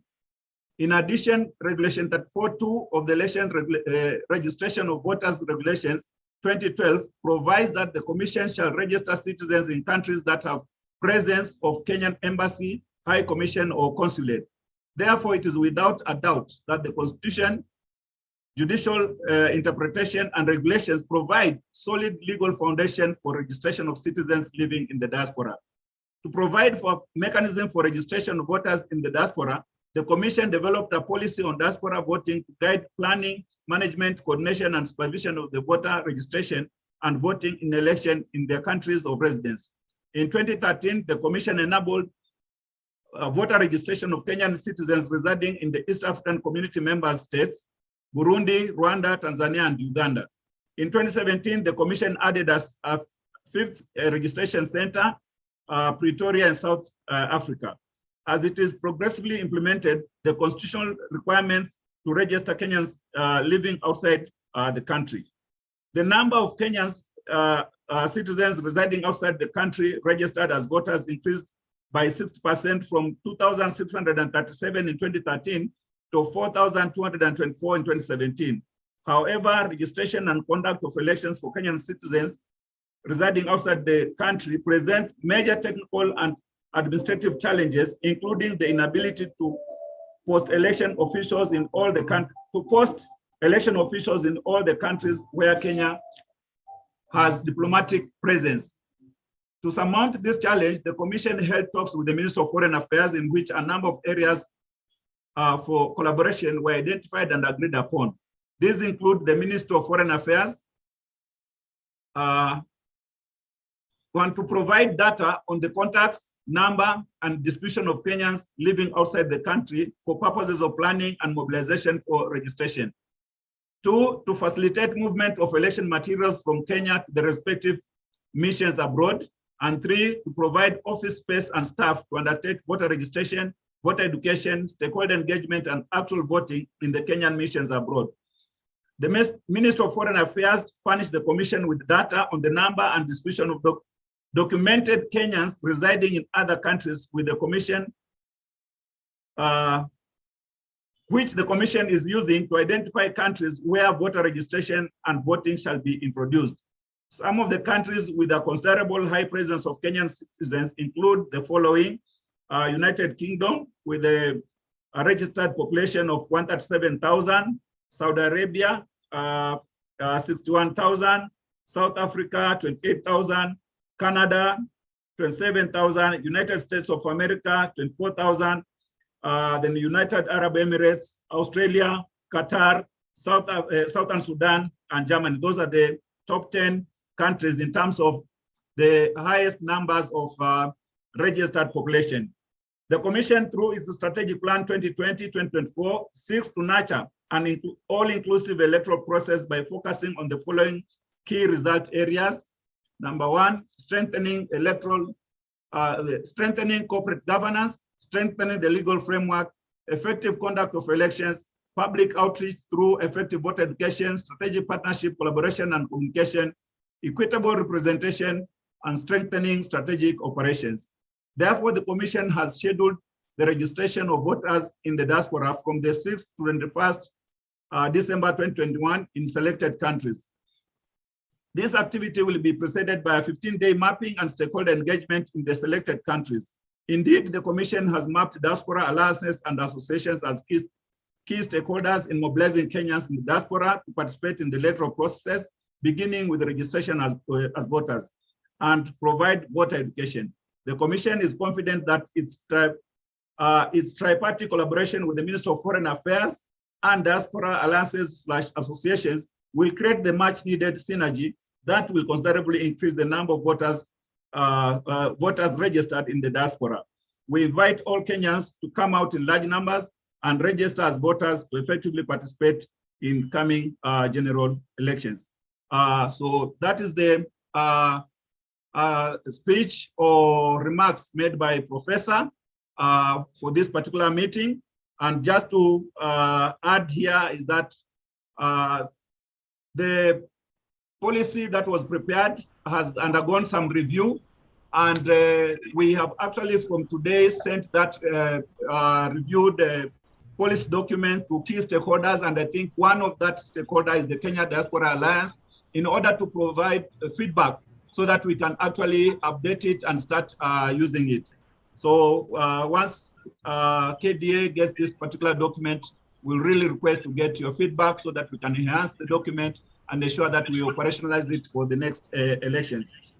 We also have an implementation plan for voter registration and voting preceding the 2022 general elections. This is the plan that we are going to use as we actualize registration and all activities in the diaspora to help us conduct the elections next year. Of course, after the registration, we'll follow with the verification of the register of voters in the diaspora, and then we go to the voting, counting, and result management during the election day. Thank you so much. I know there could be clarifications to be made. I will be around, but because of, again, so many things happening at the same time, you will forgive me to dash out at some point so that I handle some other emerging issues. But I will really request that all comments that come for the Commission, I'll really request that we get those comments so that we can even respond in other ways. Thank you so much, Madam Moderator.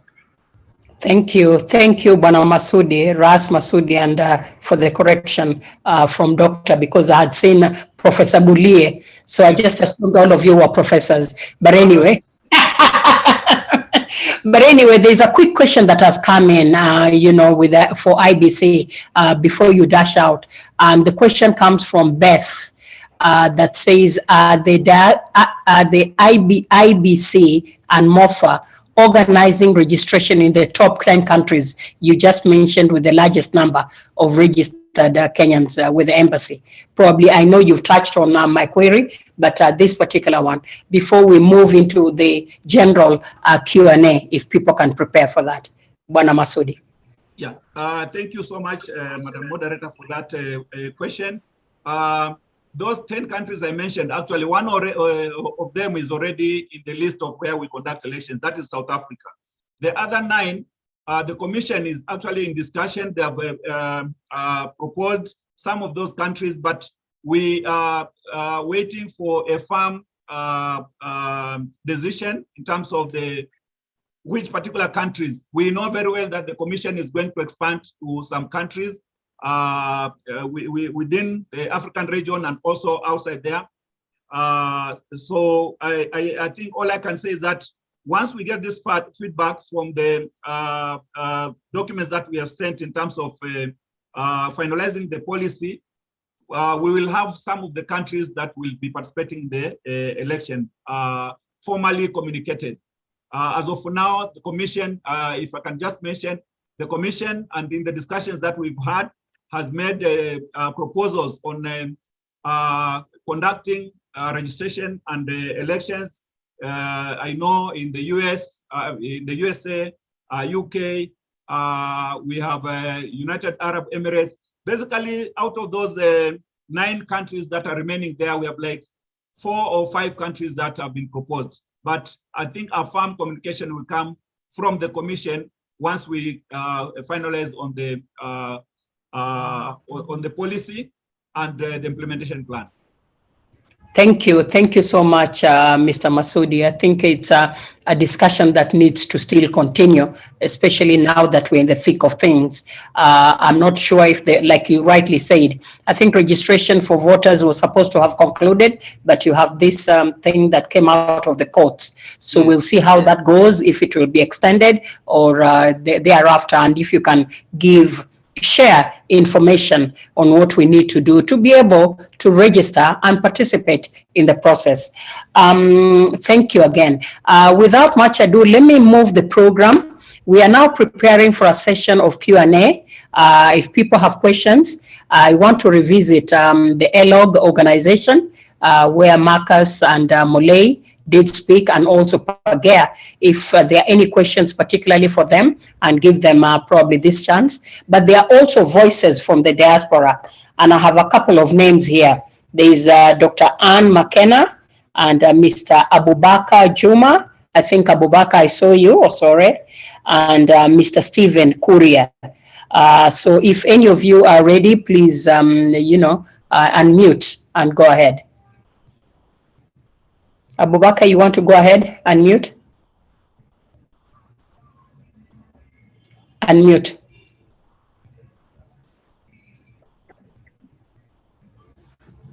Yes, thank you very much for giving me an opportunity to address the forum. My name is Abubakar Juma, as you've seen there. I've been in UAE for the last 18 years. I've basically tried to bridge the gap between Middle East and Kenya in terms of businesses. I worked with Emirates Airline for the last 15 years. And when COVID came, we were shown the door. And I've managed to start my own freelancing to help the diasporans either invest back home or those who want to come to get a job in UAE. I try to make inroads on companies that are hiring, but I would say one thing: the Ministry of Labor should come in handy and control the labor movement from Kenya to UAE, as opposed to leaving it to the brokers. Most of the things that are happening in the Middle East are as a result of no control in terms of people coming to the UAE to look for jobs. I have personally tried to bring more than 3,000 Kenyans to work in the UAE, either in the professional sector or otherwise. But I feel if we come in together as one and have an established mechanism to export and package our Kenyan people to come to the UAE, there's great potential. As you know, right now we are having Expo 2020. And there are so many openings, and each country per se is trying to package whatever they sell or whatever they have to the whole world. This is an opportunity for KDA and other stakeholders that are interested to get the hold of the market in the Middle East to come forward. And I'm ready to work hand in hand with them to see that we achieve something. In terms of KDA, I've been a member for some time now, and I'm greatly following what is going on back home, except that I would say maybe the IEBC might not be very fast in coming to terms with the voter registration and stuff, because in the Middle East, the setup is quite different and groupings are not very much encouraged. So I don't think if they start by next year or now for the next year election, that it would be really tentatively conducive to create an atmosphere for the diasporans to vote.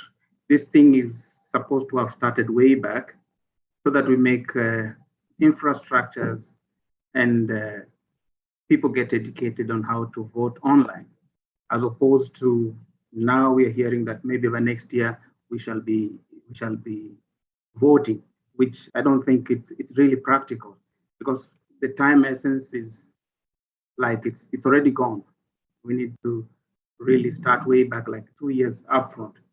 The number in the Middle East, like in UAE, I would say we are over 45,000 Kenyans. And as a voting bloc, work need to have started way back in terms of the number of Kenyans who are spread all over the UAE, because we have Abu Dhabi, Sharjah, Quwain, Ras Al Khaimah, and we are not at one place. We only have one embassy in Abu Dhabi and the consulate in Dubai. So to accommodate all the Kenyans that are in, let's say, a country like UAE might tentatively be a bit challenging, considering the time left towards the next election. So I believe, or to be realistic, if we plan way ahead, or if there are new mechanisms or new ideas that can enhance and cooperate the diasporans to vote, that would be really handy, because we are stakeholders in Kenya, and we believe our contribution towards the development of Kenya in terms of all the things that are going on is paramount. Basically, I look forward to whatever ideas that are coming up. I'm really happy for having this opportunity to talk to most of the professionals around, and I'm looking forward to see what we can do together as a team. I don't have much to say. I don't have any slides, but I'm following up keenly. I will put my address in case you need anything in the Middle East, be it in terms of investment or any items that you might already information. I can bring it forward to you. Thank you very much, Madam Chair.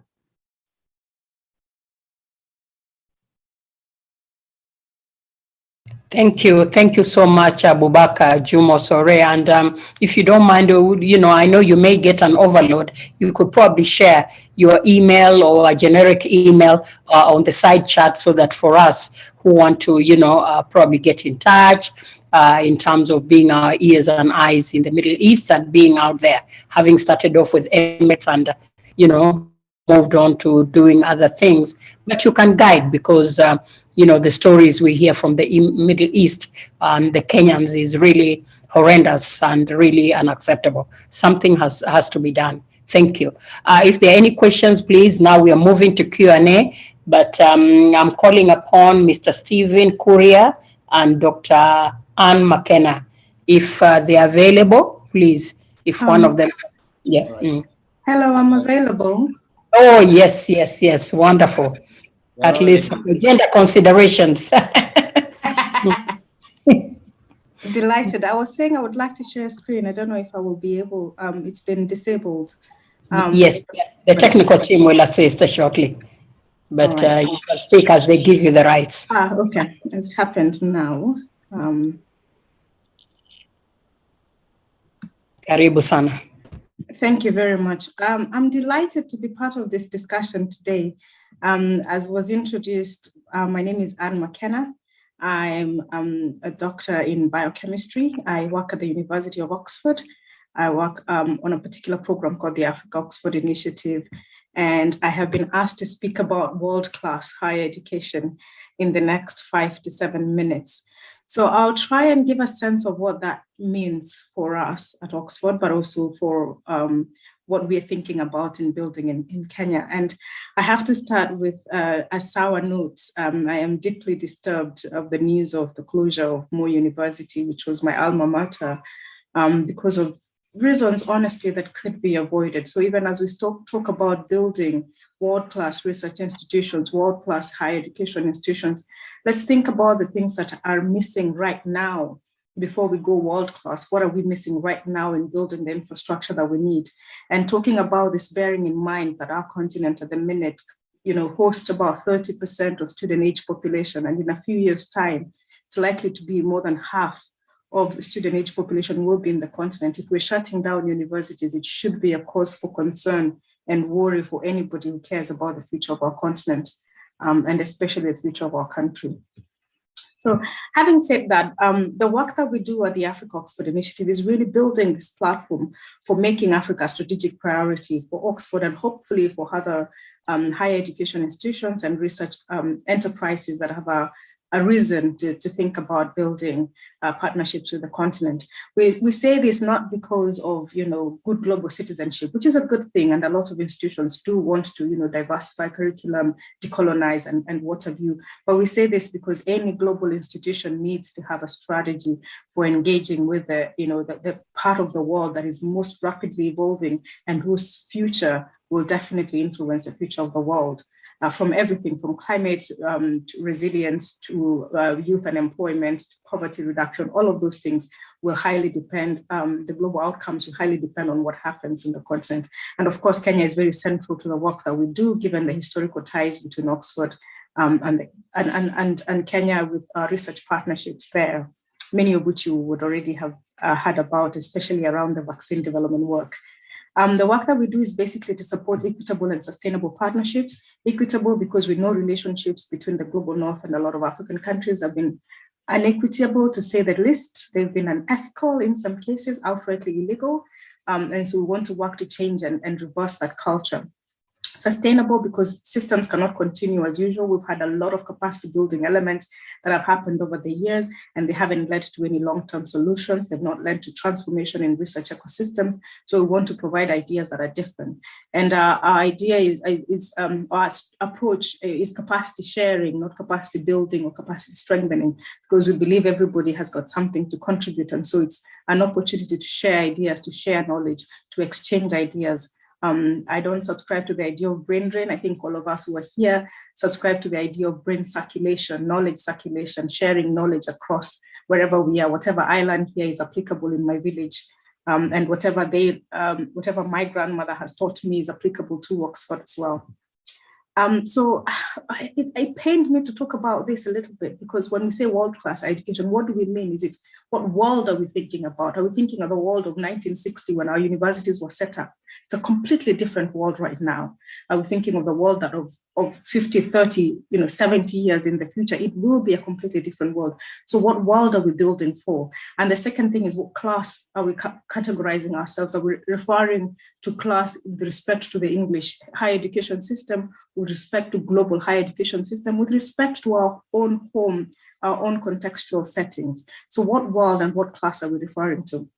But in general, to build an institution that is reputable, one thing you need to think about is the education structures that are there, because primarily a higher education institution is an education institution.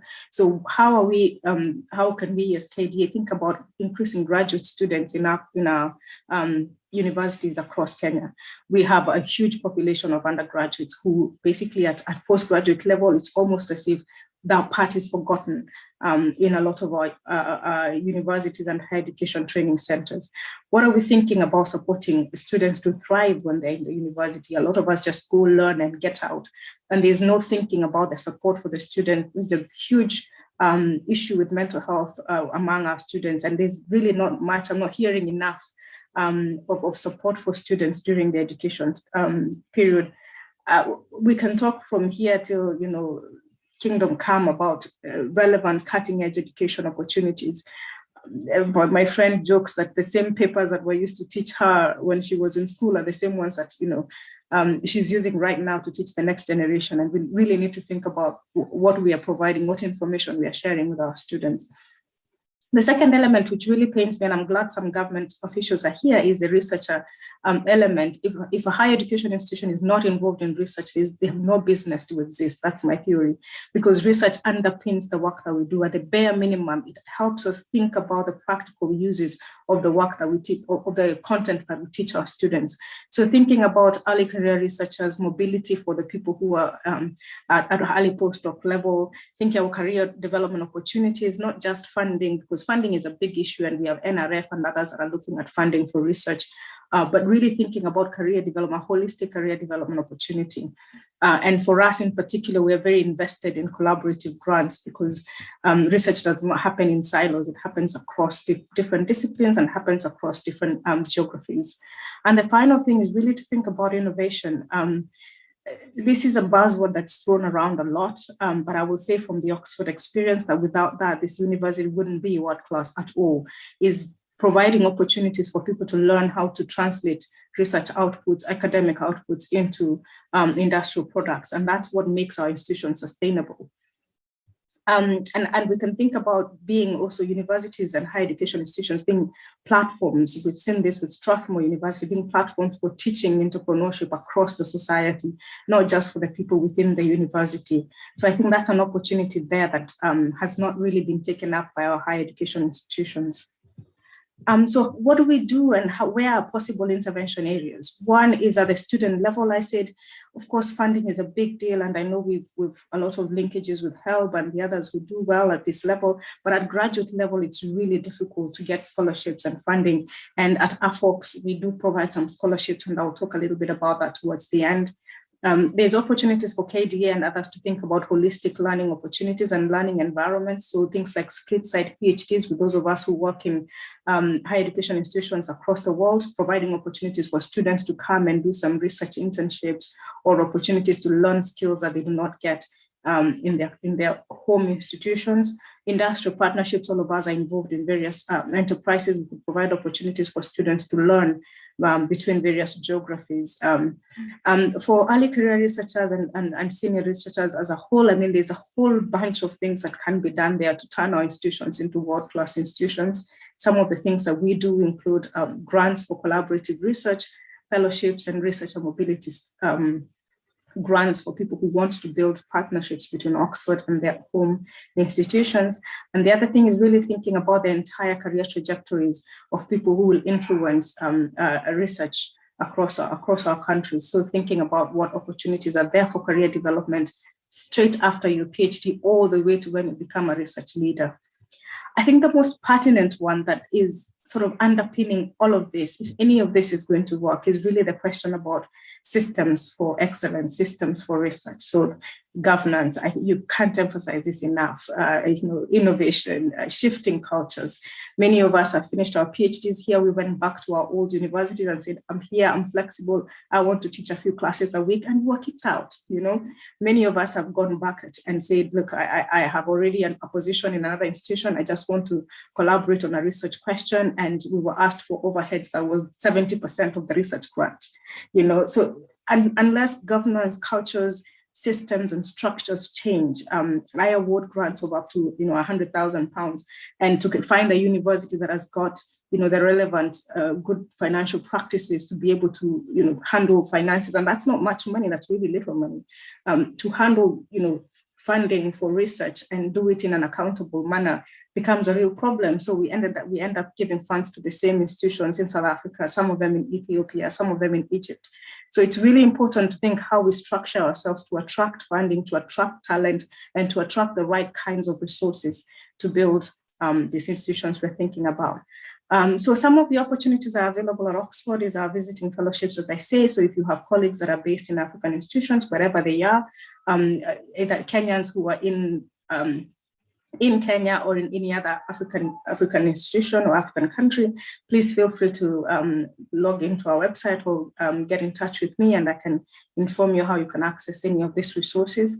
Same thing for students. We've had an incredible program of support for students, all the way from application process, how you apply to higher education institutions like this ones, how you thrive when you're here, what you do when you leave, either to go back home or to advance in your studies. And I'm very proud that we have a very vibrant Kenya community in Oxford, both within the general population, but especially within our students' body, with a network of over 100 students and about 200 more that are based in the continent at the minute. So the opportunities are there. We can't say that we've closed ourselves off and we'll only build our institutions alone in the continent. But we all need over 100, a million PhDs every year to be able to cover the skills gap that's in our countries. And there's opportunities for international organizations to participate, international higher education institutions to participate. The question is, are we going to set up ourselves to be in a good position to take advantage of those opportunities? And I'm happy to field any questions. I'm happy to hear from you on ways you think we can collaborate. And most importantly, I'm happy to hear from you on how exactly you're working towards building the institutions that you would like to see in the continent. May I stop there? Thank you, Dr. Mckenna. Thank you so much, being spot on. And of course, I'm always being approached by Kenyans within the diaspora or when we are visiting home on how they can access some of this funding. Of course, mainly it's undergrad, but even at graduate level, like you said, we need to just network. And KDA has been very good at facilitating that. So if you don't mind even sharing the website. Yes, I can see the website. Is it the www.afox@ox.ac.uk? And how do we get in touch? Yes, and how do we get in touch with you directly? There may be an overload. You can delete some messages if we are a nuisance, but I mean just to direct us on how people can really access some of these opportunities that you so very well articulated. If there are any questions for Dr. Mckenna, please write them on the chat. I will be going back to her if time allows. And I'm still looking for questions for ELOG and even Pangaea, who are our partners for this webinar, this one and many more. Do we have Mr. Stephen Kuria available, also voices from the diaspora? Yes, Madam Chair, I'm ready and available. Please, go ahead. Share a screen for a moment, if it's possible. Can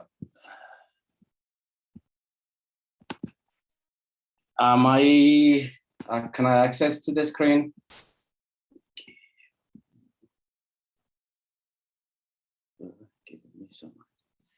All right.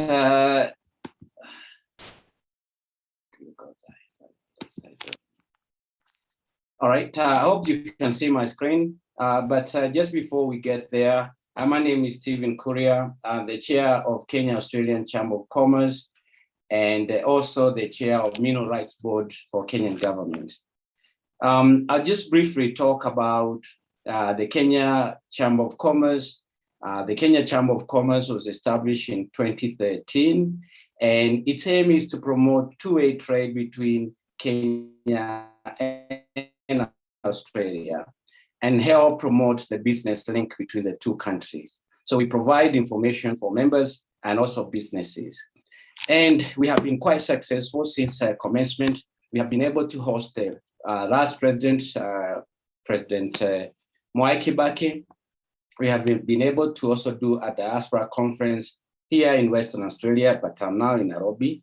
And we have also been able to host most delegation, I think, except for the president and his deputy.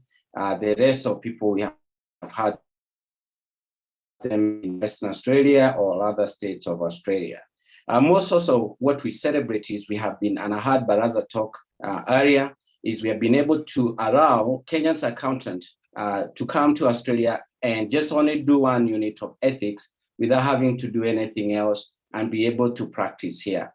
So we have also been pushing for lawyers, and I know there's many lawyers in the house to be able to do the same. So we have been able to lobby for our people.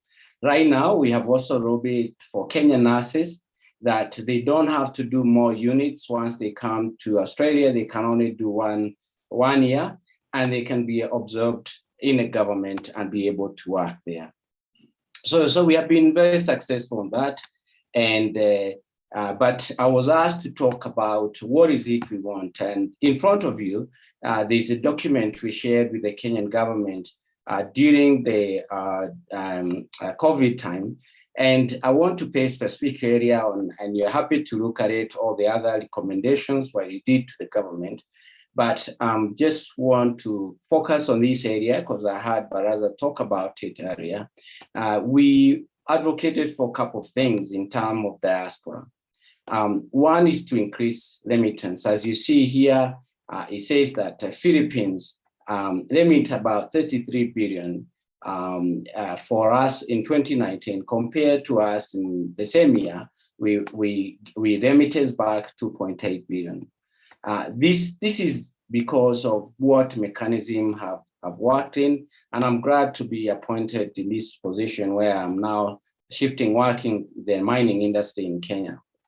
But one of the things we actually is expedite the regulation and approval of the meter for providers to get a digital. So these have become a very hard issue. So want to send money, you have to go to World Remit and all the other different places without really proper digital adoption. We have seen this in Ethiopia, where they have been able to do exactly that and allow this sort of transfer and to come very quickly. The second one is a tax break to encourage remittance. As we know, our money goes, as we were sold, 15% go investment, 85% go to constructions. I must say, Australian diaspora is the highest remittance per capita.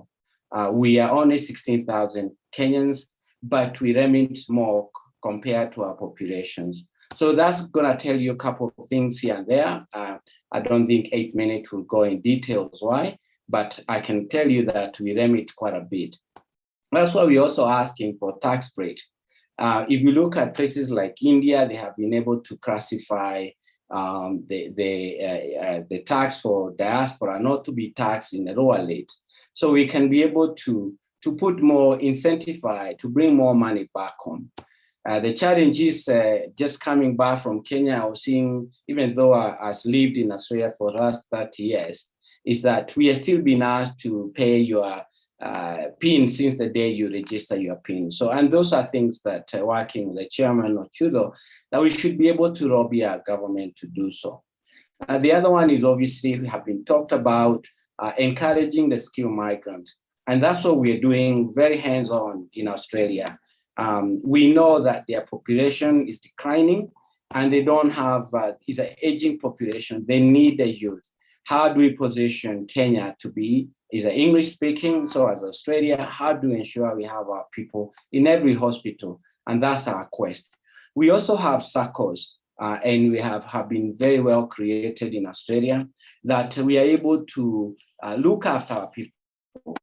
For instance, I was also the president of Kenyan community and the chair of the Kenyan community. And we pride ourselves, there's no one who have passed away in Australia, and we have not been able to bring the whole family to come to Australia, and we send them back with money and be able to bury the body. So we have been able to pride ourselves with that, and we want to continue.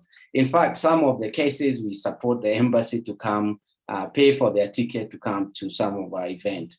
So we have been very happy with those circles that have been able to do that and working with our people. But let's talk politics, because the one topic said about Kenyan or us diaspora being able to vote. As much as I'm in a government, I'm still diaspora, and one of the oldest diaspora I can say in Australia. So we've seen in Australia have a representative for the government of Italy. Every time they have elections, we have seen that they vote a member of parliament who is based in Australia, but represent the Italians. And that's very good for diaspora. So we don't see why Kenyans, we cannot go to that path. We also saw that South Sudan was able to facilitate elections in Australia with no challenge. So we still ask ourselves, how come Kenya, as that leading host, most of people in South Sudan cannot be able to really facilitate the diaspora voting? During the Huduma Center, it was done at ease, and we are now have a number of populations. So us as a lobbies and working with the KDA, we should be able to push these things to get our people voting. But as you say, the journey begin with one step. So it's the solutions that we want to provide to be able to move to this stage where people can actually do the voting. So in terms of the other social policies, I think I've talked about it. For us, is a very business focused, but we also have the community involvement on it. And we want to work with other diaspora. We work with some of the diasporas in Europe as well, because business does not have borders. And if we can increase, business trade between the two countries, we like to see that happen as well. But just as I had my colleague Baraza spoke, and now I'm in a government, I can assure you there's a lot of diasporans who are in the government and they're willing to listen to us.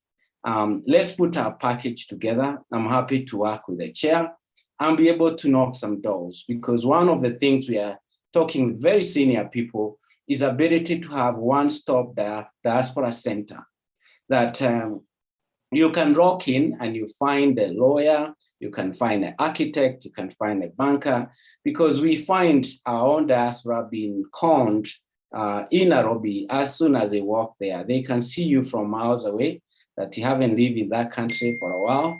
And those are things that we should be able to stop and be able to have. And these can be supported with the government and with the collaborations of between KDA and other chambers that are like us. I've met one in US, that we can push this in a different way. So without that, thanks for being here. And it's sad to hear a Kenyan is locked in a border, being able to now visit here. And last but not least, a lot of us diaspora were made criminals since the constitution was made. When it states that if you have acquired another citizen before 2010, then you are deemed, you have to go and reapply. Some of countries like Australia, which include myself, does not ask to denounce your old citizen. So why then that happened and continue happening should not happen. But again, we are willing to work with the other organization, great minds like Chairman here, to be able to push some of these things and have to go through the constitutions. As politicians have to protect themselves, because after that, it dictates that then if you're gonna stand for a member of parliament or elections, you have to wait for 10 years. Was that the reason that why it was created? So thank you, and Madam Chair, for giving me this opportunity. I look forward to hear any questions later. Yes, Stephen, Mr. Stephen Kuria, thank you so much. Let me urge all of you to just hold on a little bit. We are almost at the end, so that at least you can participate in the Q&A if you have any burning issue. Thank you, Mr. Kuria. If you have any burning issue that you want some of the government officials or colleagues who are also here to, you know, elaborate or answer or something along those lines. The next session is called Emerging Creative Ways for Diaspora Engagement. And we have 2 or 3 speakers on that. We have Elder Elias Mabiria, if he's available to be able to speak. And then we also have the UNC professor, Beth Whitaker. I do remember Professor Whitaker. She's really been very consistent and really urging us, all of us, to participate in the survey a couple of years back related to elections. Thank you for the good work. And then we also have Assistant Professor Beth Wellman, 2 Beths from Williams College. And then, of course, our own sister, Dada Rachel Mwakazi, based in Norway, going for the big seat, governor seat in Taita Taveta.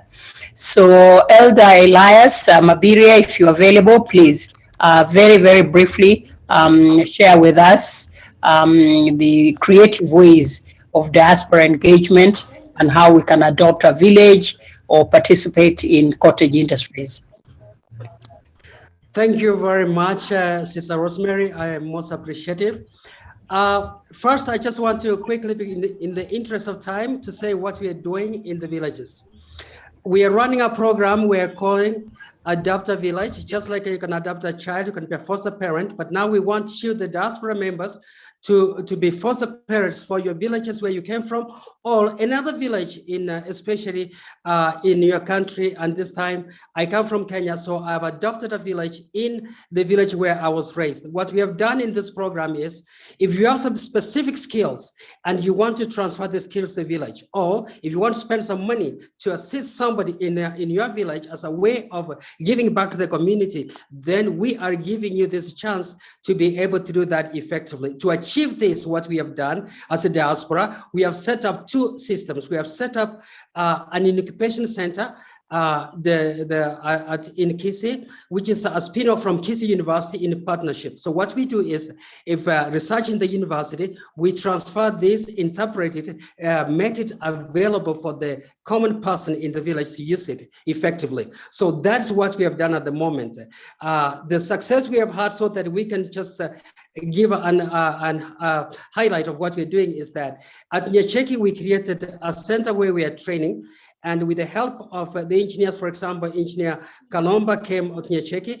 We have Dr. Shemo Chioda, who has actually been able to adopt a village himself at Masimba, whereby we have a functional factory which is being run by a young lady who has been funded as a result of us coming. She traveled to Europe just to run a business, and then she traveled to the United States, and then she has got an investor from Seattle, Washington, whereby this investor has invested in a feeds factory. And at the same time, next to it, we have another student who is being funded at the moment to run a wheat flour manufacturing plant, whereby this is all being done because members of the diaspora went back to the village and adopted a village, started the training, and then because of the training, these young people have started seeing the results. Now, some of the things that we are working on, another group is extracting essential oil from the plants that we have here in the village.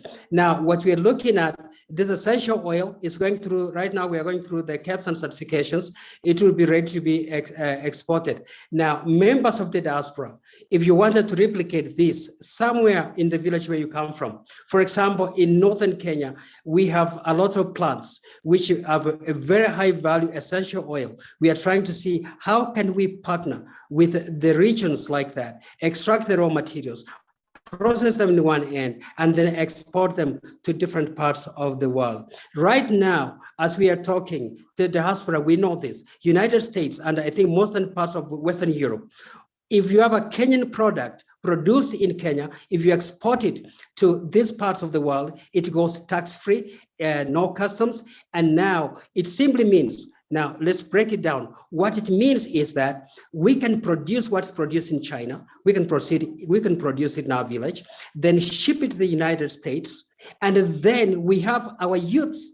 Instead of living, our youths will be working in our villages, exporting our products to Europe or to America, and then earning the dollar income, which simply means our children, our youth are working in Europe, and they're saying they're being paid in Kenya. They live in Kenya, but the products are being sold in Europe. That simply means they're earning dollars and they're earning euros. So in summary, what we're doing is, we want to be able to give an opportunity to any diaspora member, either here locally, who is not able to go to the village, an opportunity to partner with us. We will train somebody who wants to be trained on any product you want, so that your village can become a manufacturer. So your village becomes a source of employment for the youth who are there.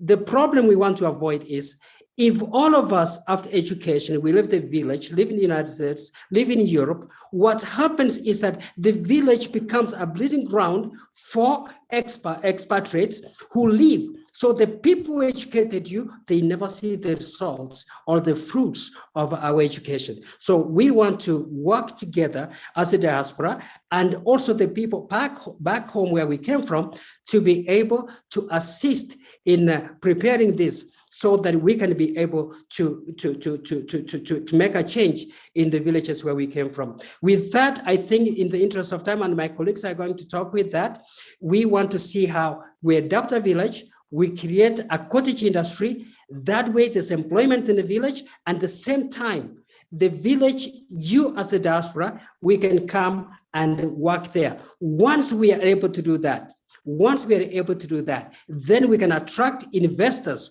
who are going to bring money, not in the big cities, which is a good idea, but to bring the money right in the village. Because like the factory where Dr. Shem is actually a patron in Musumba, this factory, they took a farmland. People had never seen a factory there. The only factory of that nature in Kisii County, run by a young person, being supported by Dr. Ojodo, whom they have used his name, he approved, they use his name to be in the board. Just because in the board, investors look at who is in that board. They look at Engineer Kalumba, they see Dr. Shem Ojodo. The investor says, this is a good system. So we members of the diaspora, the way we can help our people, if you are not able to physically come, give your name. The village depends on you. You came from that village, and God bless you as you consider making a change where you came from. And for me, I came from a village in Kisii, and actually as I am talking right now, I am in that village. Thank you so much, and God bless you. My name is Elias Mabiria, and I'm based here in Kisii. I am a returnee from Minnesota, but I spent a lot of time in Canada and Europe. Thank you so much. Thank you, Elder Elias Mabiria. I know the last time you brought a young lady who is doing wonderful things, producing wonderful things in Kisii. I think this is something that should be emulated. You really need to push a little bit, push us hard, even organize a tour. Why not in the various counties or in the diaspora for that matter, particularly in North America, so that at least we can adopt a village, just like you adopt a child. I think this will definitely make a big difference, because we went to those schools. Those schools gave something to us. So it's time. And like you said, if we're too busy at the same time to, lend our name, so that when they see that, you are from that village, like I'm from Budalangi in Busia, I would like something like that also started to support our people. The youth groups that are unemployed, the chamas of the Wamama and that sort of thing. But anyway, thank you again. And this is a discussion that needs to really continue and accelerate. Allow me to welcome the other speakers under your segment. I think, Rachel, I saw you around. I don't know if the two professors are around, both. Sorry, Madam. Yes, go ahead. No, go ahead, Dr. Chodo. Yes, I see a hand up, but also President Bushell. James, I think you skipped him. Sorry. Yes, definitely, for sure. Oh, yeah. It was in the interest of time. Mr. Bushell, I know you've been waiting in the wings for quite a while, and I apologize really for having skipped your name. I saw your face, but I didn't see that segment and your name under that. Are you able to unmute and please talk?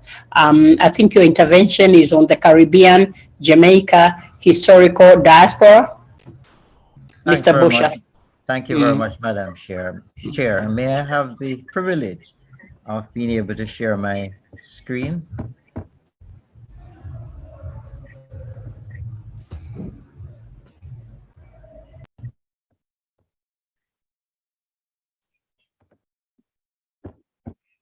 Okay. Madam Chair, fellow panelists, distinguished ladies and gentlemen, it's really a pleasure for me to be participating in this webinar. It's indeed one of the things that I've always desired. As a young man, there is that insatiable desire to connect with the ancestors and the continent that nurtured them and instilled in us the qualities, the determination, and the appreciation for God's creation.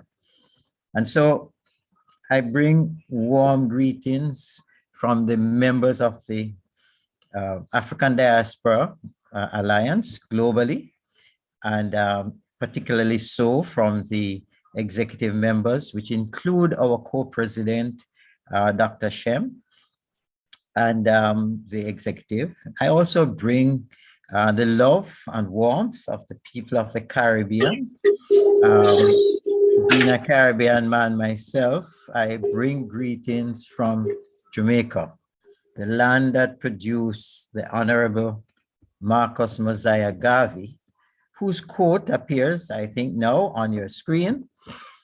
It says, "Unite all people of African ancestry of the world to one great body to establish a country and absolute government of their own."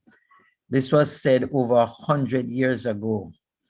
And I just want to, as we celebrate, next year is 135th anniversary of his birth, remember the passion with which persons of within the African diaspora view Africa and its development. It is that passion and notable skill that the Honorable Mosiah Marcus Garvey was able to garner a global support for this Black Star Liner enterprise, which sought to have African supporting the development of Africa, buying from Africa, and providing the resources necessary for its development. His vision then is as much is as relevant today as it was then, probably even more so. And I think the recent impact of the COVID pandemic may very well provide us with an opportunity for the diaspora to make a greater contribution to the development and growth of the African continent. The picture you're looking at there is really of the Caribbean and the South America. And that area, we will see very shortly, is within close proximity to the continent. But I'll put it in its real perspective very shortly. Suffice it to say that within that area, between North America, the Caribbean, and South America, you have most of the persons of African ancestry. And in most of what we do and our deliberation, we tend not to recognize that and tend to look to Europe and to North America only. And so I want to look very quickly at the something that Elder Elias mentioned, the whole matter of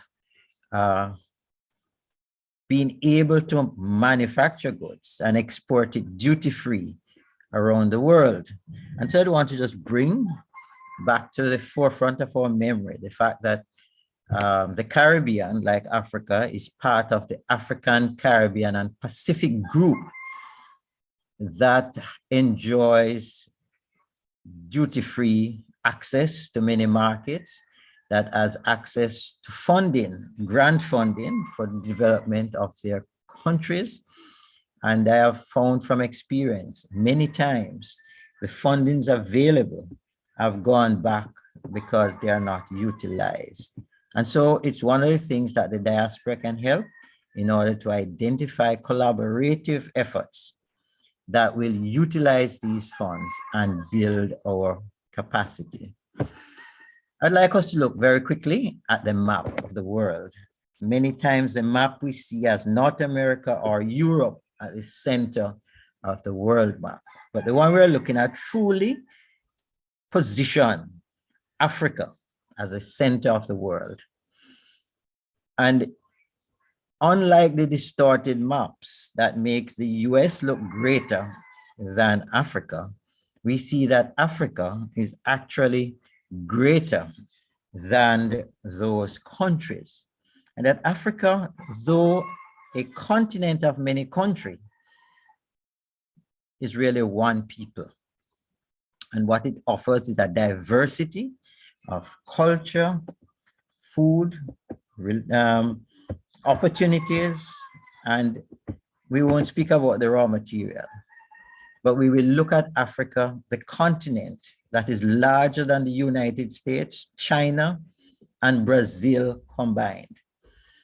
At 30.2 million square kilometers, it occupies 20.4% of the Earth's total land area. We not only can feed ourselves and provide all the input to industry, but we can do so and create a greater sense of well-being, a greater standard of living and economic development if we take control of that.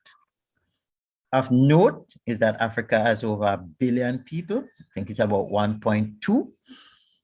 And it is projected that it should be about 2 billion by 2050. And when we compare this to North America, that only has 528 million people, it demonstrates that we have the critical mass to produce as good as, if not better than, China or the US. It's all a matter of us operating as one continent and not individual countries. The diaspora has always had romantic ideas of going back to Africa, developing Africa, settling in Africa. And I think the historic diaspora, more so than any, apart from its allegiance to the country of origin, we find that there is a greater focus now on the continent as a whole. This focus on the continent is probably more pronounced in the younger generation who may have grown up as second and third generation descendants who embrace the culture of all countries. And I think it's a wonderful opportunity for us to tap into this, to build greater interconnectivity between the countries and as a continent to really take control of production, take control of how we develop our respective society, preserving our cultural heritage, the diversity of it, our food, our music, and not allowing others to determine what should be the standard that we are judged by. Our standard has been there for many, many centuries. We should not allow that to be changed by the outside world. What I have found is that there is quite a bit of commitment to the continent, and there are persons who are ready to reverse what is seen as brain drain to provide brain gain, in that the experience and knowledge earned in the country in which they now live, they are ready, able, and willing to transfer this true transfer of technology to the continent. And I'm happy to hear about Elder Elias doing the essential oils. We import in the Caribbean and North America essential oils, but we are buying it from persons who take the raw material, process it, and then sell it to us. That too is true, very true, and very, very stark in the disadvantage the continent is at when we look at a product like chocolate. Some of the best cocoa beans come out of Africa. Yet the chocolates are made, the confectionery is made in Europe. In Belgium, they actually have tours to the factory making chocolate, makes millions of dollars. Yet the country that produces it gets less than 0.1% of the value of those chocolate. And these are things that can be reversed easily because there are persons with the expertise, the very persons who had migrated, they have gained the expertise, they have the market knowledge, the logistics necessary to make these things in the continent and export it as finished goods. In technology, we have persons who are leading the world in the country in which they reside and are willing to share this technology with their brothers and sisters on the continent. And so the areas of collaboration, I think, from the diaspora, which the African Diaspora Alliance is seeking to promote, include trade in goods and services, the development and monetizing of the creative industries, the matter of transportation, both intra-continent and between the continent and the rest of the world.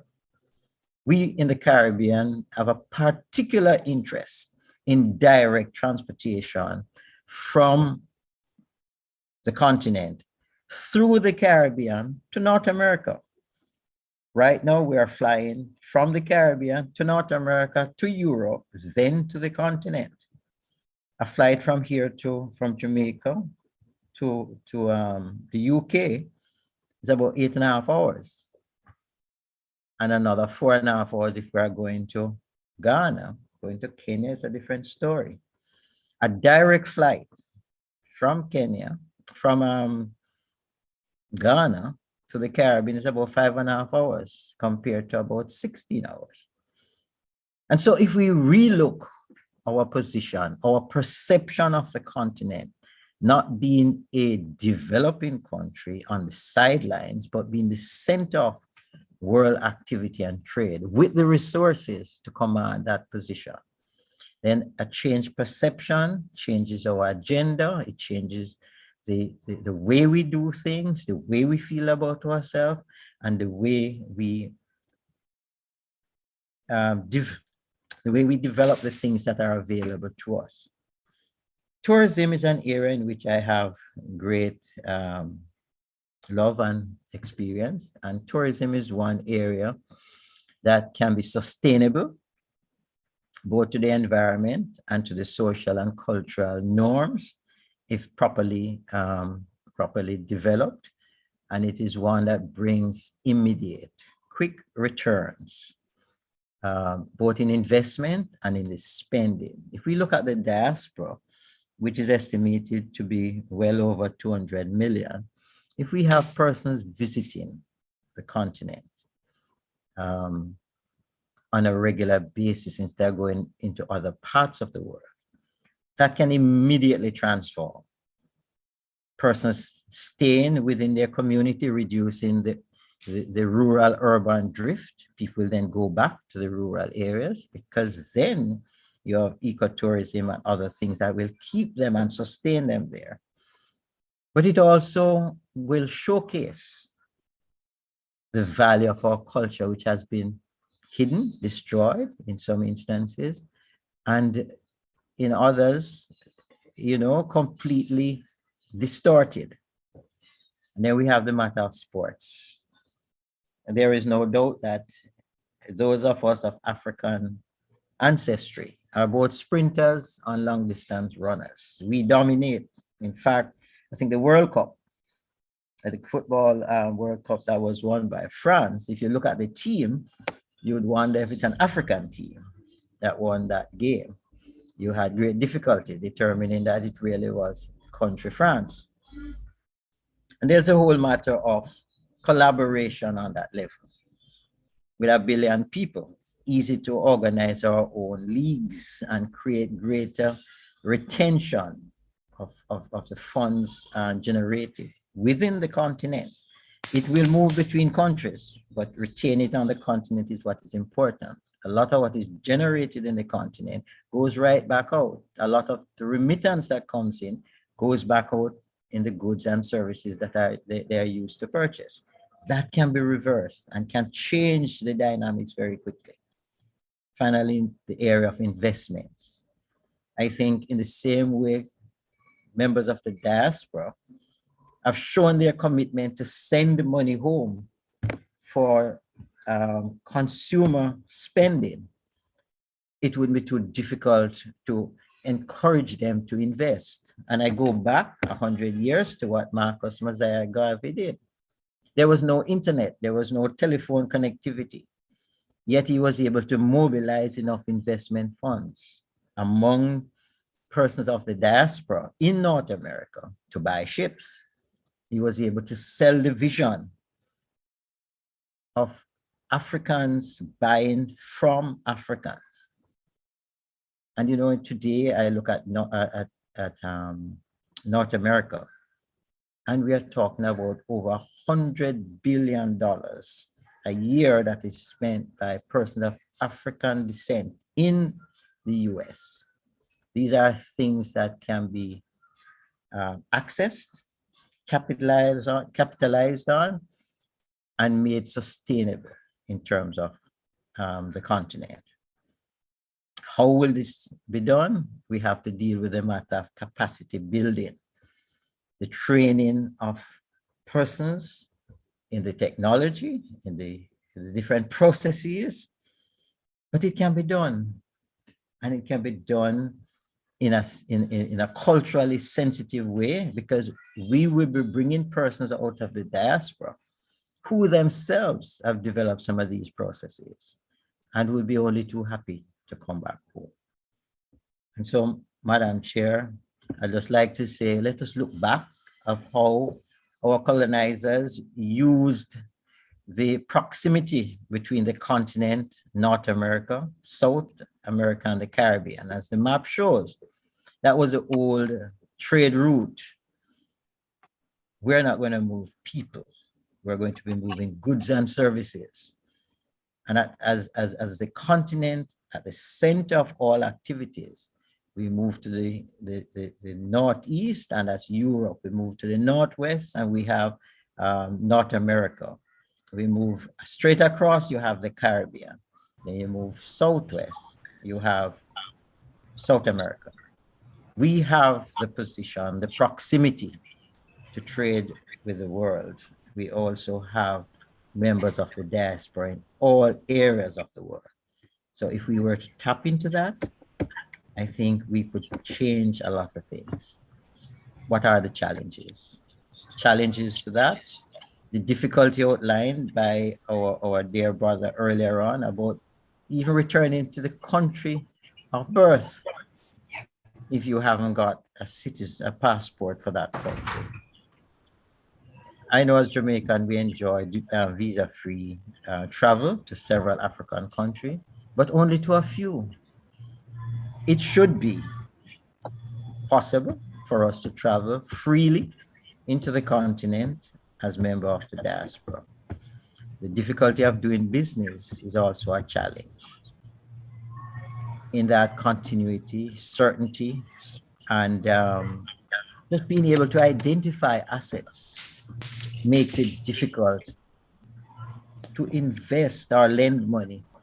The matter of collateralizing the resources that are there are some of the things that need to be looked at. Transportation, as I said, intra-continent and between the continent and the rest of the world, that is not being controlled by those with our interest at heart. And that is something that I think the diaspora has both the ability and the readiness to do, but requires the support of governments. The AU provides a mechanism for this to be done, and as part of the 6th region, the diaspora is ready to do that. Linkages, we can help with linkages. The diaspora knows processes, knows the market, and therefore able to improve production and distribution of goods. The language and the culture is not a barrier. It actually is an attraction, and we can utilize it. But it has to be in a structured way.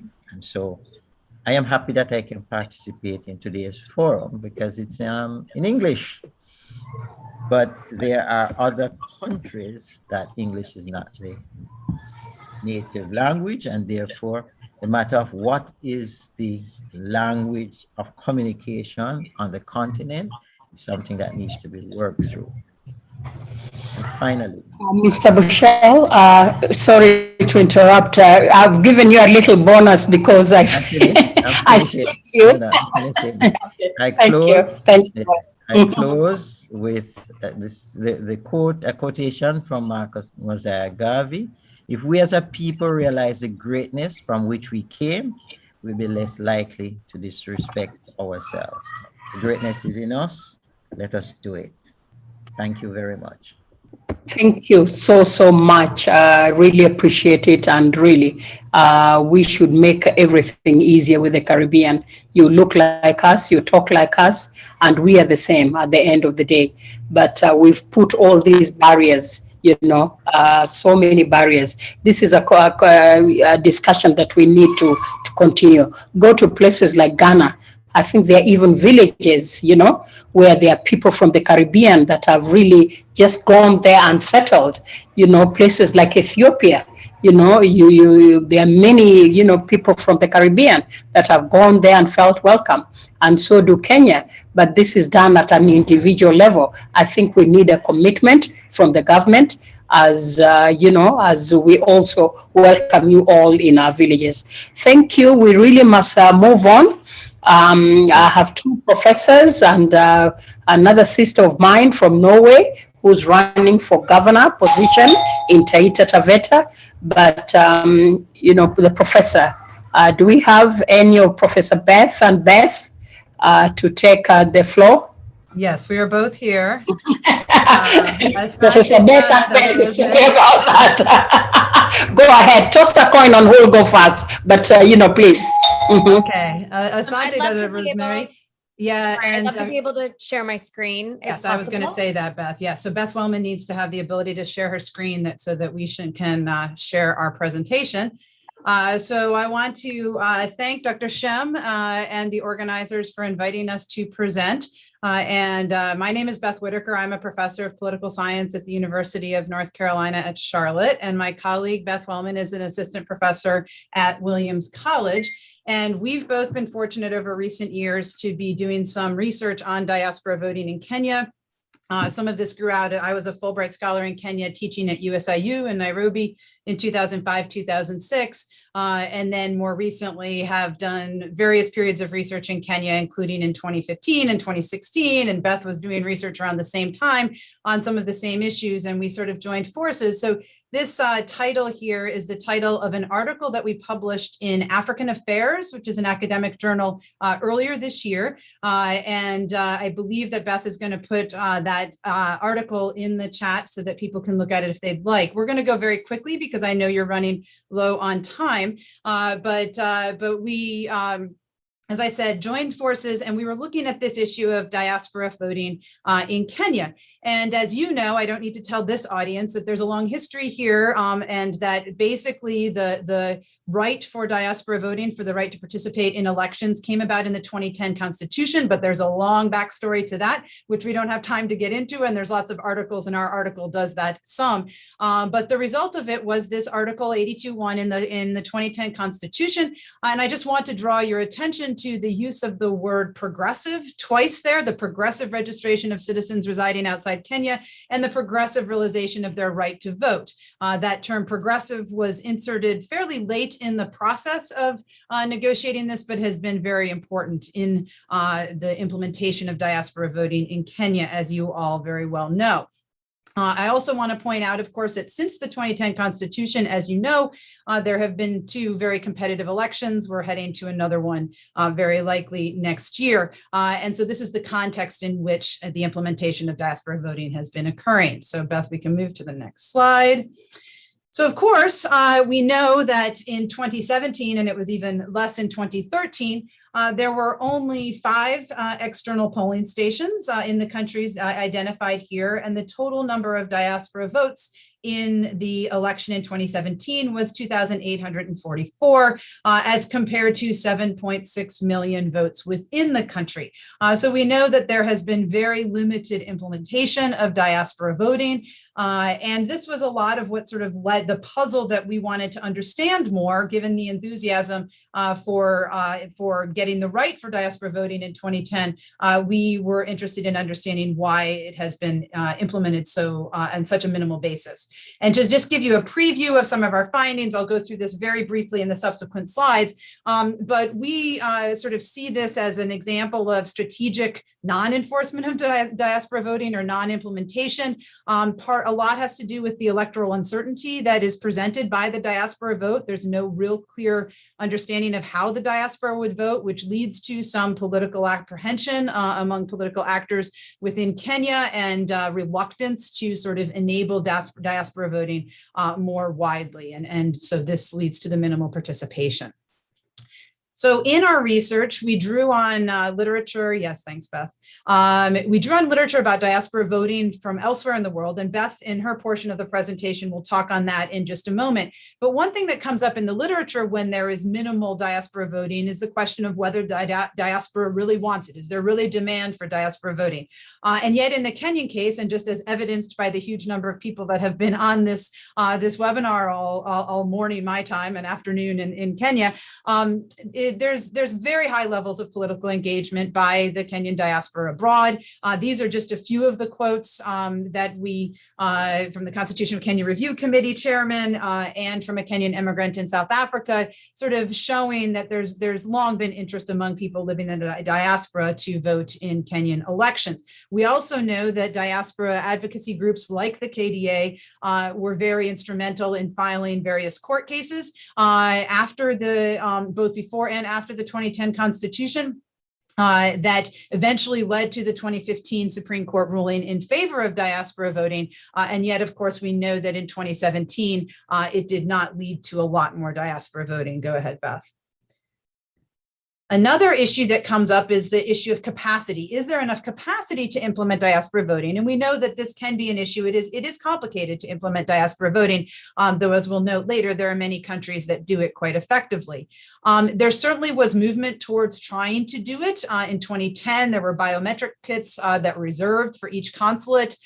There was the IEBC visit to the United States. Someone earlier mentioned before that they used to live in Minnesota, and this was to Minnesota talking about the implementation of diaspora voting in 2015. There was a diaspora voting policy that was released. And so there are all signs pointed to the ability to do this on a wider scale than just the 5 countries in which diaspora voting was implemented. And yet, when just one country was added in 2017 from the 2013 election, we spoke to an IEBC official who said we were conveniently progressive, right? Going back to that term in the Constitution that has sort of been used to justify the very slow implementation of diaspora voting. So this then gets to the point that we found a recurring theme as we interviewed people in Kenya and outside of Kenya on the issue of political uncertainty. And we heard over and over again that basically diaspora Kenyans are an unpredictable constituency. And part of this is because we don't know the exact numbers of Kenyans living in the diaspora. There's been various numbers mentioned today, of course, and there's also the question of where are they located, and nobody, there's not a clear registration or anything to know exactly who they are. And of course, assumptions would be made based on a registration about if we know who they are, the assumptions would be made about who they support. We spoke with an IEBC official who talked about something that is true among politicians in many places, not just in Kenya, but politicians want certainty. They want to know names, tribes, what community they come from, their phone numbers. That's why the diaspora is a difficult area, because if you don't know where they are, you don't know who they are, you are not comfortable, meaning you can't predict how they will vote. And in a lot of places, including in the United States, where Beth and I both live, elections are about turning out the people that you know will support you, and maybe not pushing so hard for the people that you know don't support you. But if you don't know who they support, it makes it even more unpredictable and hard to push for their inclusion. And of course, this is taking place in the context of highly competitive elections, where there's also concerns about possibilities for electoral manipulation, as you have implementation of voting outside of the country, and who would oversee it, and if it's done at embassies, is that controlled by the government, and some concerns about that. So going to the next slide. This brings us to sort of looking ahead. And as I said, Beth will talk about the comparative context, but looking ahead to the Kenyan election in 2022, there's, we sort of see in 2013 and 2017, we found in our research that a lot of this limited implementation of diaspora voting seemed to be driven by political concerns among people who could push for more implementation, but don't appear to do so. So there's that outstanding question of sort of how would an expanded access to diaspora voting impact electoral results? And as you probably know, there have been various claims that the diaspora could be a swing constituency and may lead to specific outcomes in the election, or may push somebody over the top. There's some people who think it's the Kenyan diaspora is more divided and would sort of split along different lines and would not be vote as a block.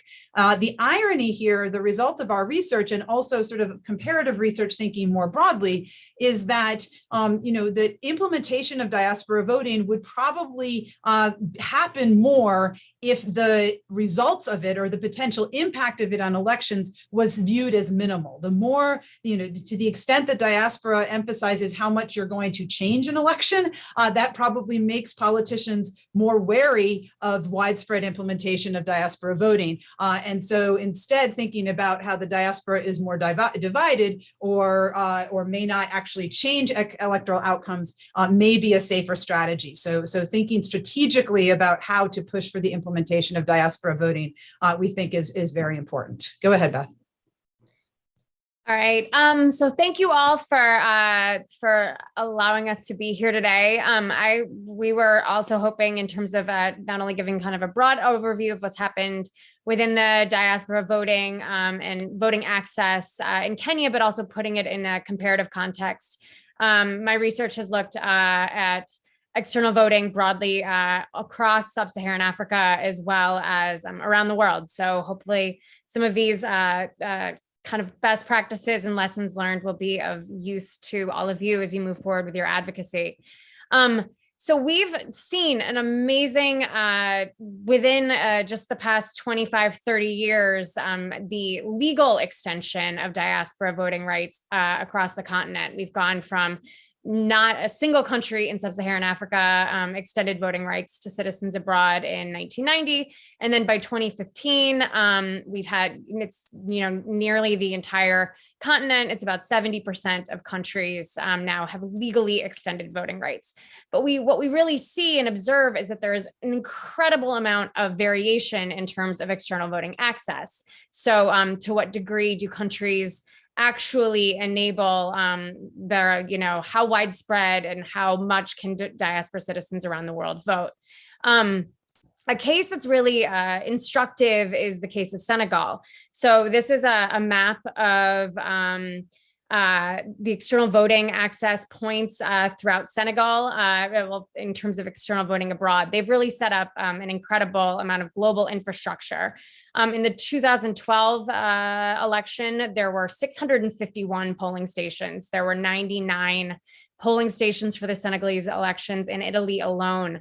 There were 88,000 voters, and in-country votes about 3 million. So quite a significant percentage. This is also increased in 2019. I believe there were over 700, if not 800 polling stations, and over 100,000 Senegalese voted.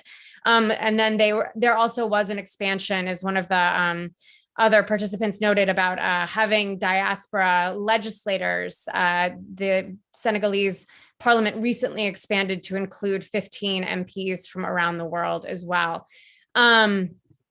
So one of the main things that we find in the research in terms of what really makes a difference is how polling stations are organized. As someone mentioned earlier, In-person voting is really the major modality of how external voters are able to participate. And there's a lot of variation. You know, you see this kind of map and you think, oh, okay, you know, we see diaspora voting happening on most throughout the, you know, for countries throughout the continent. But really, we have a lot of variation in terms of the level of polling stations and how polling stations are organized. So on the right, you'll see you still have countries that have no laws on the books, but then you also have a handful of countries that have laws on the books that have 0 polling stations.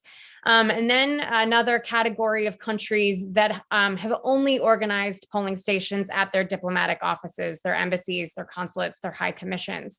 Kenya is one of those countries, but there also is variation within that category because some countries have polling stations available at all of their diplomatic posts around the world, while countries like Kenya, countries like Mozambique only have a limited number. And then you have another category of countries that have what I call neighborhood polls. So they have organized polling stations very similarly to how they do it domestically, where they have neighborhood polls, where they have polling stations where in areas where there are high concentrations of their citizens living abroad. So what we find in our research, both within sub-Saharan Africa, but also globally, is that neighborhood polling stations really make a huge difference in terms of levels of voter participation and diaspora inclusion.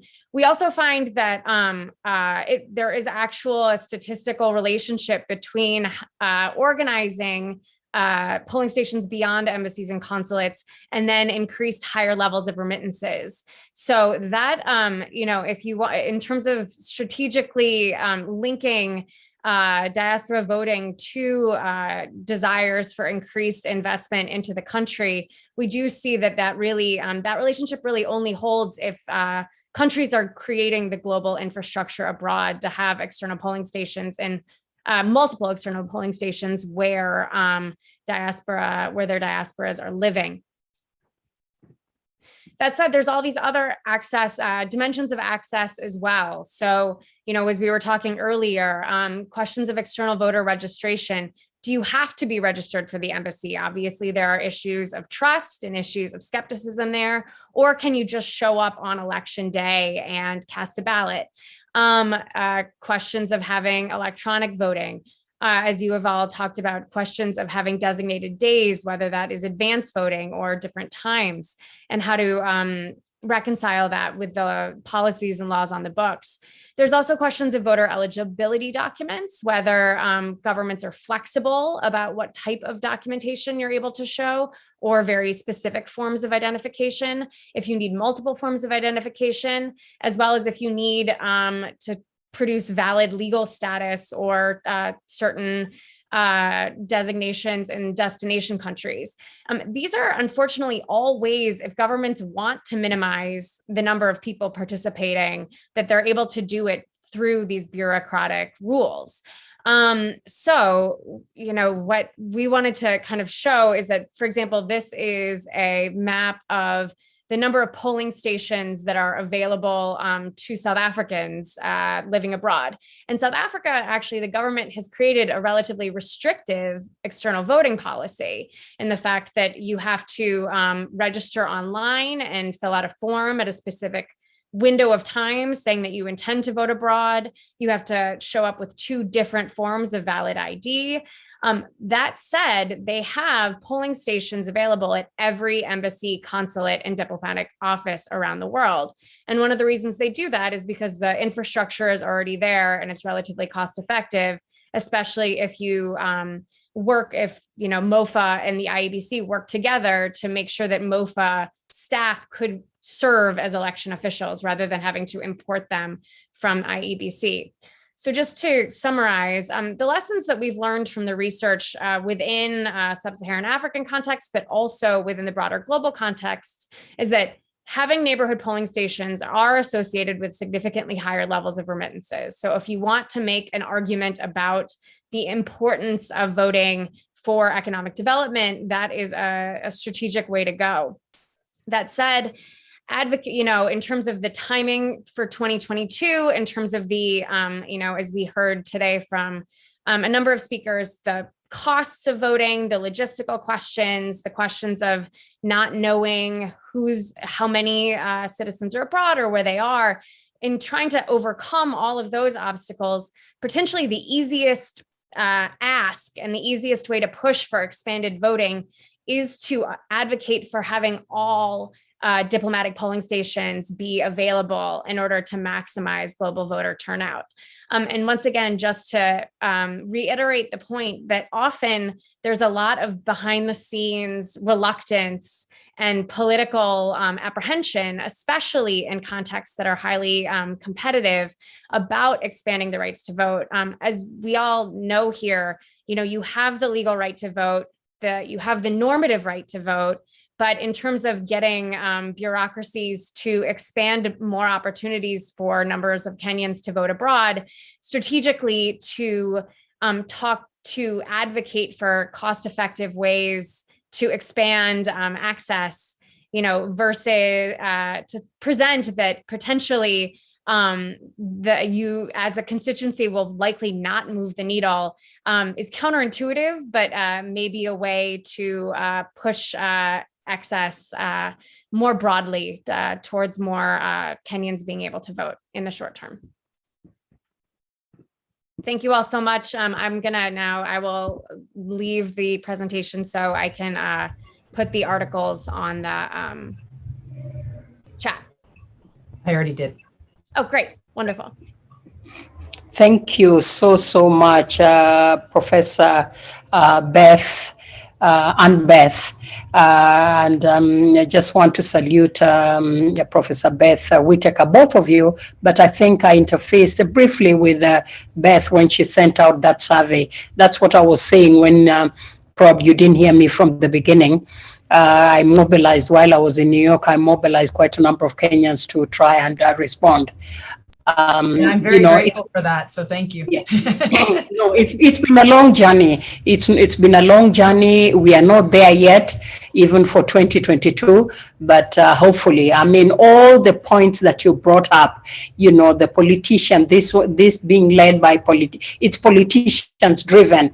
So the apprehension, we may be a swing vote or this and that, and documentation, the mistrust even with the embassy. What if our votes are all collected and given to another person? Just making sure that all those checks and balances are sorted out. But thank you for doing what you do, and just keep at it, and know that whether we say thank you loudly or quietly, we do appreciate. We really do appreciate what you do, and let's work together to make this world a better place, and especially Kenya. And one thing I do know, for whether it's foreigners or anybody who's lived in Kenya, and for me even working with the UN, most people who get a pie, a little cut of Kenya, when they leave here, those memories stay on. My colleagues in the UN don't want to leave Nairobi. They claim, they say insecurity, but they don't want to leave, So there's something that we do right, at the end of the day. But there it is. So let's try and wrap up. Anybody who has a question, I know there was a hand up from Julius Baluto, who's based in the UK. Julius, if you're available, please unmute and go ahead with your question. But thank you, ladies.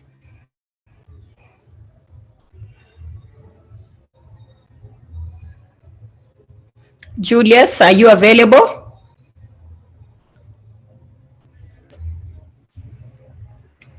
Julius Baluto. Do we have Sister Rachel as you? Yeah, if Julius is not available, I think Rachel, yes, definitely was around. Rachel, Karibu, please. Asante. Tell us about the journey. Thank you so much for having me here. And it's nice to be in Kenya. I'm based in Norway. And after deliberations and watching and seeing, I decided it was time to really come and join my fellow Kenyans on the ground in building our nations together. It's admirable, the work which has already done. And I believe with what I have gained in the 29 years in the diaspora, I can add on that and bring my community forward. So I am up for the gubernatorial seat in 2022 for the region of Taita Taveta. and it featured a bit today. I don't know if Gerald is there. I had thought of presenting a PowerPoint, but after listening, I really resonate with a lot of things which have been said. There's nothing so much new I'm going to say, rather than say we need solutions. We need to see where the disconnect is, because it is almost evident that in the front of especially socio-economic development, there is a disconnect between the aspirations of diaspora and the perception of diasporans from our fellow Kenyans on the ground. And that is evident from one of the projects that Gerald mentioned, almost with tears in his eyes.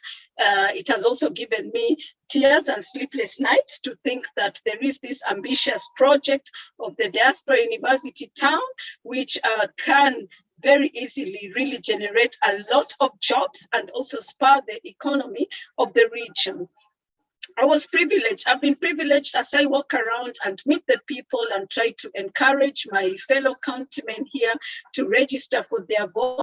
As I popularize our party, I've met communities, and a lot, whenever I say, they hear that, are you Rachel, the one from the diaspora? The thing they talk about is the Diaspora University Town. So already it is popular, already the residents themselves are looking forward to it with enthusiasm. But I think there are just some little bits here and there from leadership or something, but that is another story for another day. We are here to talk about solutions now that we have already poured our hearts in a lot of things. So I was privileged yesterday to actually visit the Diaspora University site here in Taita Taveta, interact with the people who are leading it. I'm part of the investors in that project, because I think it is really it's going to be a game changer, and why not? And I have one of the things that I'm looking at as I talk to the people of Taita Taveta is to realize our situation right now. The economy is bad, and COVID-19 has not made it any better. And we need jobs. We need businesses. I'm talking to communities, and one of the questions I'm asking is, how many of you here have jobs which they can depend on at the end of the month? They have a pay slip or something, and in almost all the meetings, nobody puts up their hand. I'm asking the people, are you in business? Do you have a business of any form? Nobody puts up their hand. Are you a farmer? Nobody puts up their hand. So what do you do? Just subsistence farming, and it is very difficult. We all know the impact of climate change, and also that we have had prolonged droughts. So the situation is serious. I think this is one of the areas where I think they're almost even getting relief food. It is that bad. You look at the people and you really see a beaten people. So it cannot be business as usual. I like how Pangaea Trust said, nation building redefined, and also Engineer Kuloba and the Engineer Maberia, and the adapting a village. I think those are things which need to be shouted enough. At the same time, Dr. Ochodo, we need to see how we really can talk to government about how we in the diaspora are responding with one heart to come and invest here, and then being chopped up, really there are things which we don't want to conform with, because we know they're the ones which in the first place are causing our communities to lag behind. So diaspora would like to be also a game changer. We don't ascribe to things like bribes or the corruption and graft, and we cannot be forced to ascribe to it in the pretext of this. That is how things work here. So those are things really we need to see, because we are losing out a huge potential of diaspora who want to do things. I have experienced a lot. I'm thankful that some of the projects that I've done here, the ones which have been mentioned about, I have done skills training because I've taken advantage of the digital spaces to be able to teach even my community, transfer skills that have led into jobs, value addition and all that, which I have done while outside the country. And and I see a lot of people asking me, how did you manage to do this? How did you manage to build and, the trust? So maybe I can say like, here in Taita Taveta, we still have quite a lot of just communities, yeah, which really, they're not keen, some of them really from their heart are not keen on defrauding people at every given chance. So it makes it quite easy in this region also to do some things. The only setback, like I said, is when you have to deal with institutions for this and licenses and permits and this. That is where you really get a big setback. So myself, I'm really active in the tourism sector, teaching on ecotourism at all the community, which is situated next to the biggest national park in Kenya, which is Savo East, Savo West, can tap into tourism for their own benefit. And the best way is really embracing ecotourism and its products and services.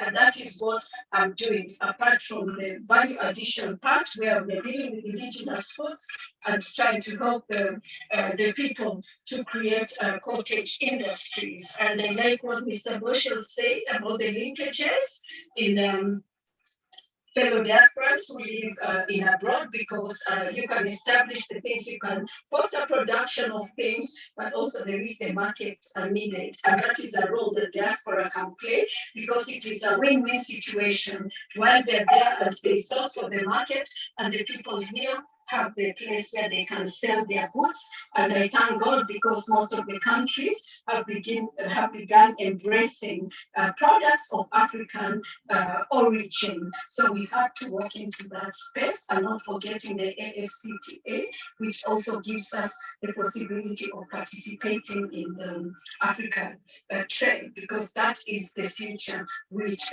we have. So because in the interest of time, and because I'm getting to be a politician, I don't want to stick to the mic too long. I just want to say that thank you, Dr. Chodo and team, for organizing this very, very intensive discussions that have gone on, the participants, and I hope that we will be there again. So, and I hope to invite you all to Taita Taveta County. It is a great county. Please, you're all welcome. The doors are open, and I will be opening more doors as I ascend into the governorship, because I believe next year we act in our favor. Thank you very much. Thank you, Dada Rachel. Thank you so much, and we really wish you all the best in your gubernatorial push, so that at least you can join the Ngilus and Waiguru and the late Laboso, who set up the bar. But we still need more ladies. And like you said, corruption free, and all those things that were talked about this afternoon, this morning, in the webinar. People are passionate and people have solutions, but at the same time, we have roadblocks. We have obstacles, be it government, even in terms of getting more investments. People are ready and are committed to deliver. Our brother from the Caribbean so articulated himself very well. Really, we and the Caribbean should be one.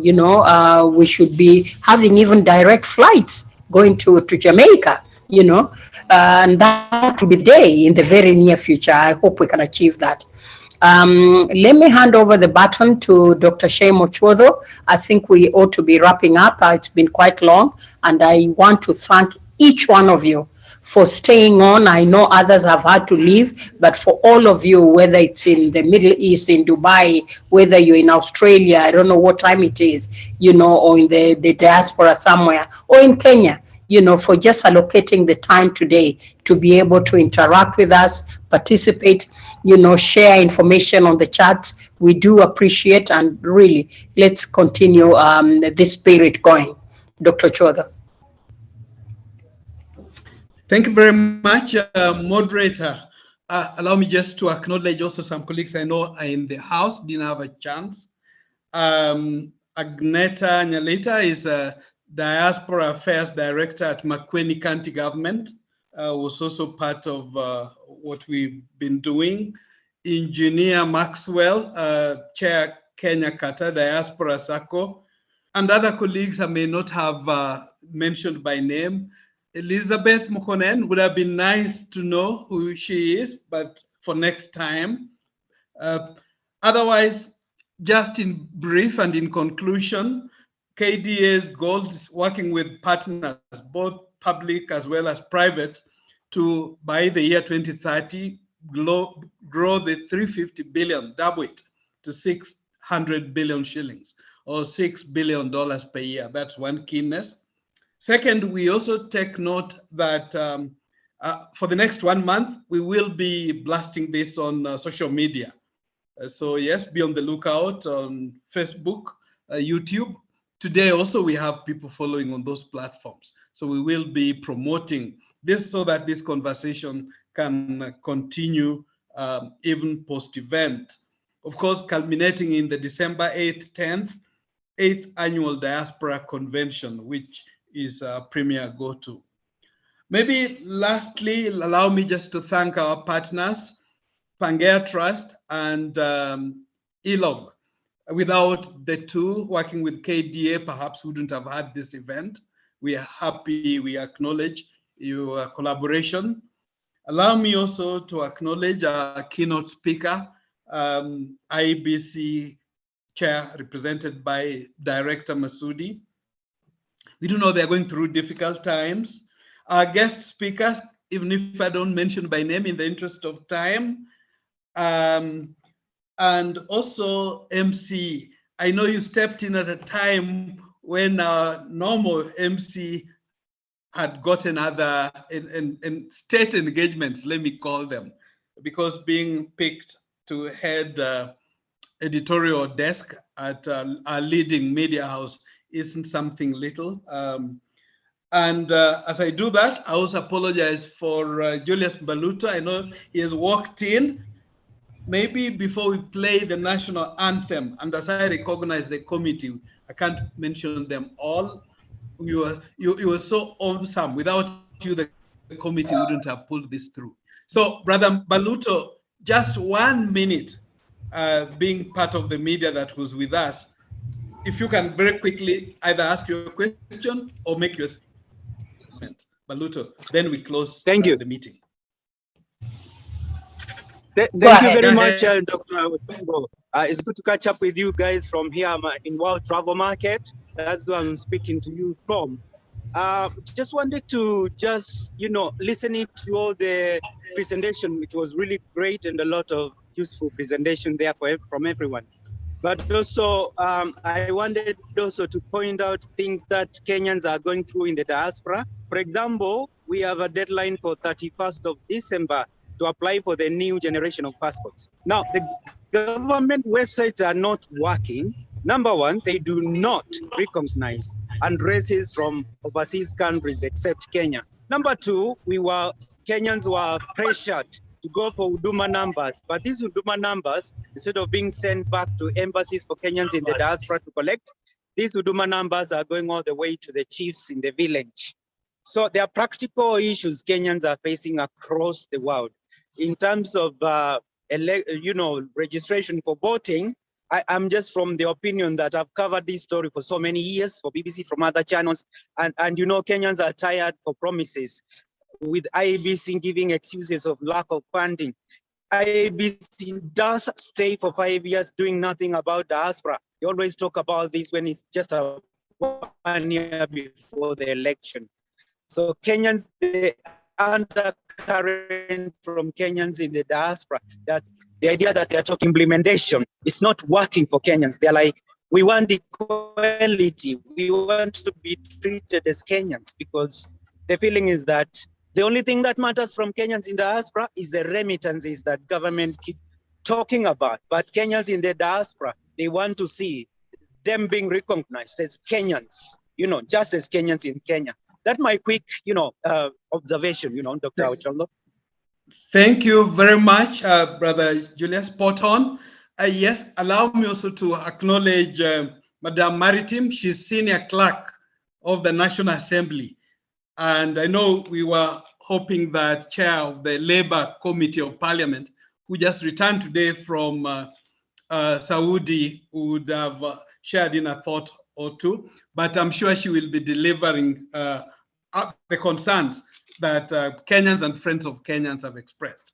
Thank you so much, colleagues. This conversation will continue on our social media platforms, but also on the other platforms mentioned. God bless. See you again soon. Sorry for overshooting our time with a few minutes, but we appreciate your tolerance and tenacity and commitment to this cause. Thank you so much, everybody. God bless. Thanks, Madam Moderator. Maybe if you can play for us the national anthem with humility and respect, then we continue. Yes, thank you. Thank you, Dr. Chwada.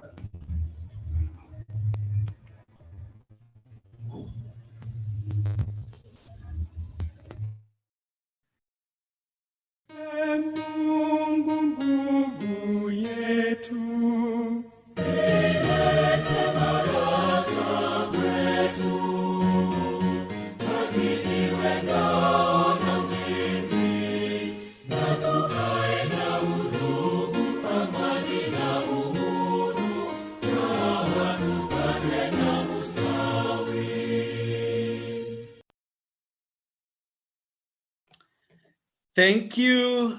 Thanks, technical team. Thanks, Ambassador Beja, and everybody. Be blessed. Thank you. Thank you so much, all of you. Thank you. Thank you. And Thank for you all the very much, speakers who haven't everybody, and God shared bless. the presentations, please submit. Thanks for those which we have already gotten. We will be availing them at the website for the webinars. Bye-bye. Be blessed. Bye-bye. Thank you. Bye-bye. Thank you. Thank you. Bye-bye. Asante sana. Thank you. Bye. Bye-bye. Thanks, our sign language interpreter. Thanks, Joyce. Thank you. Bye-bye. Bye-bye. Thank you so much. Thank you. Bye-bye. Bye-bye. Bye.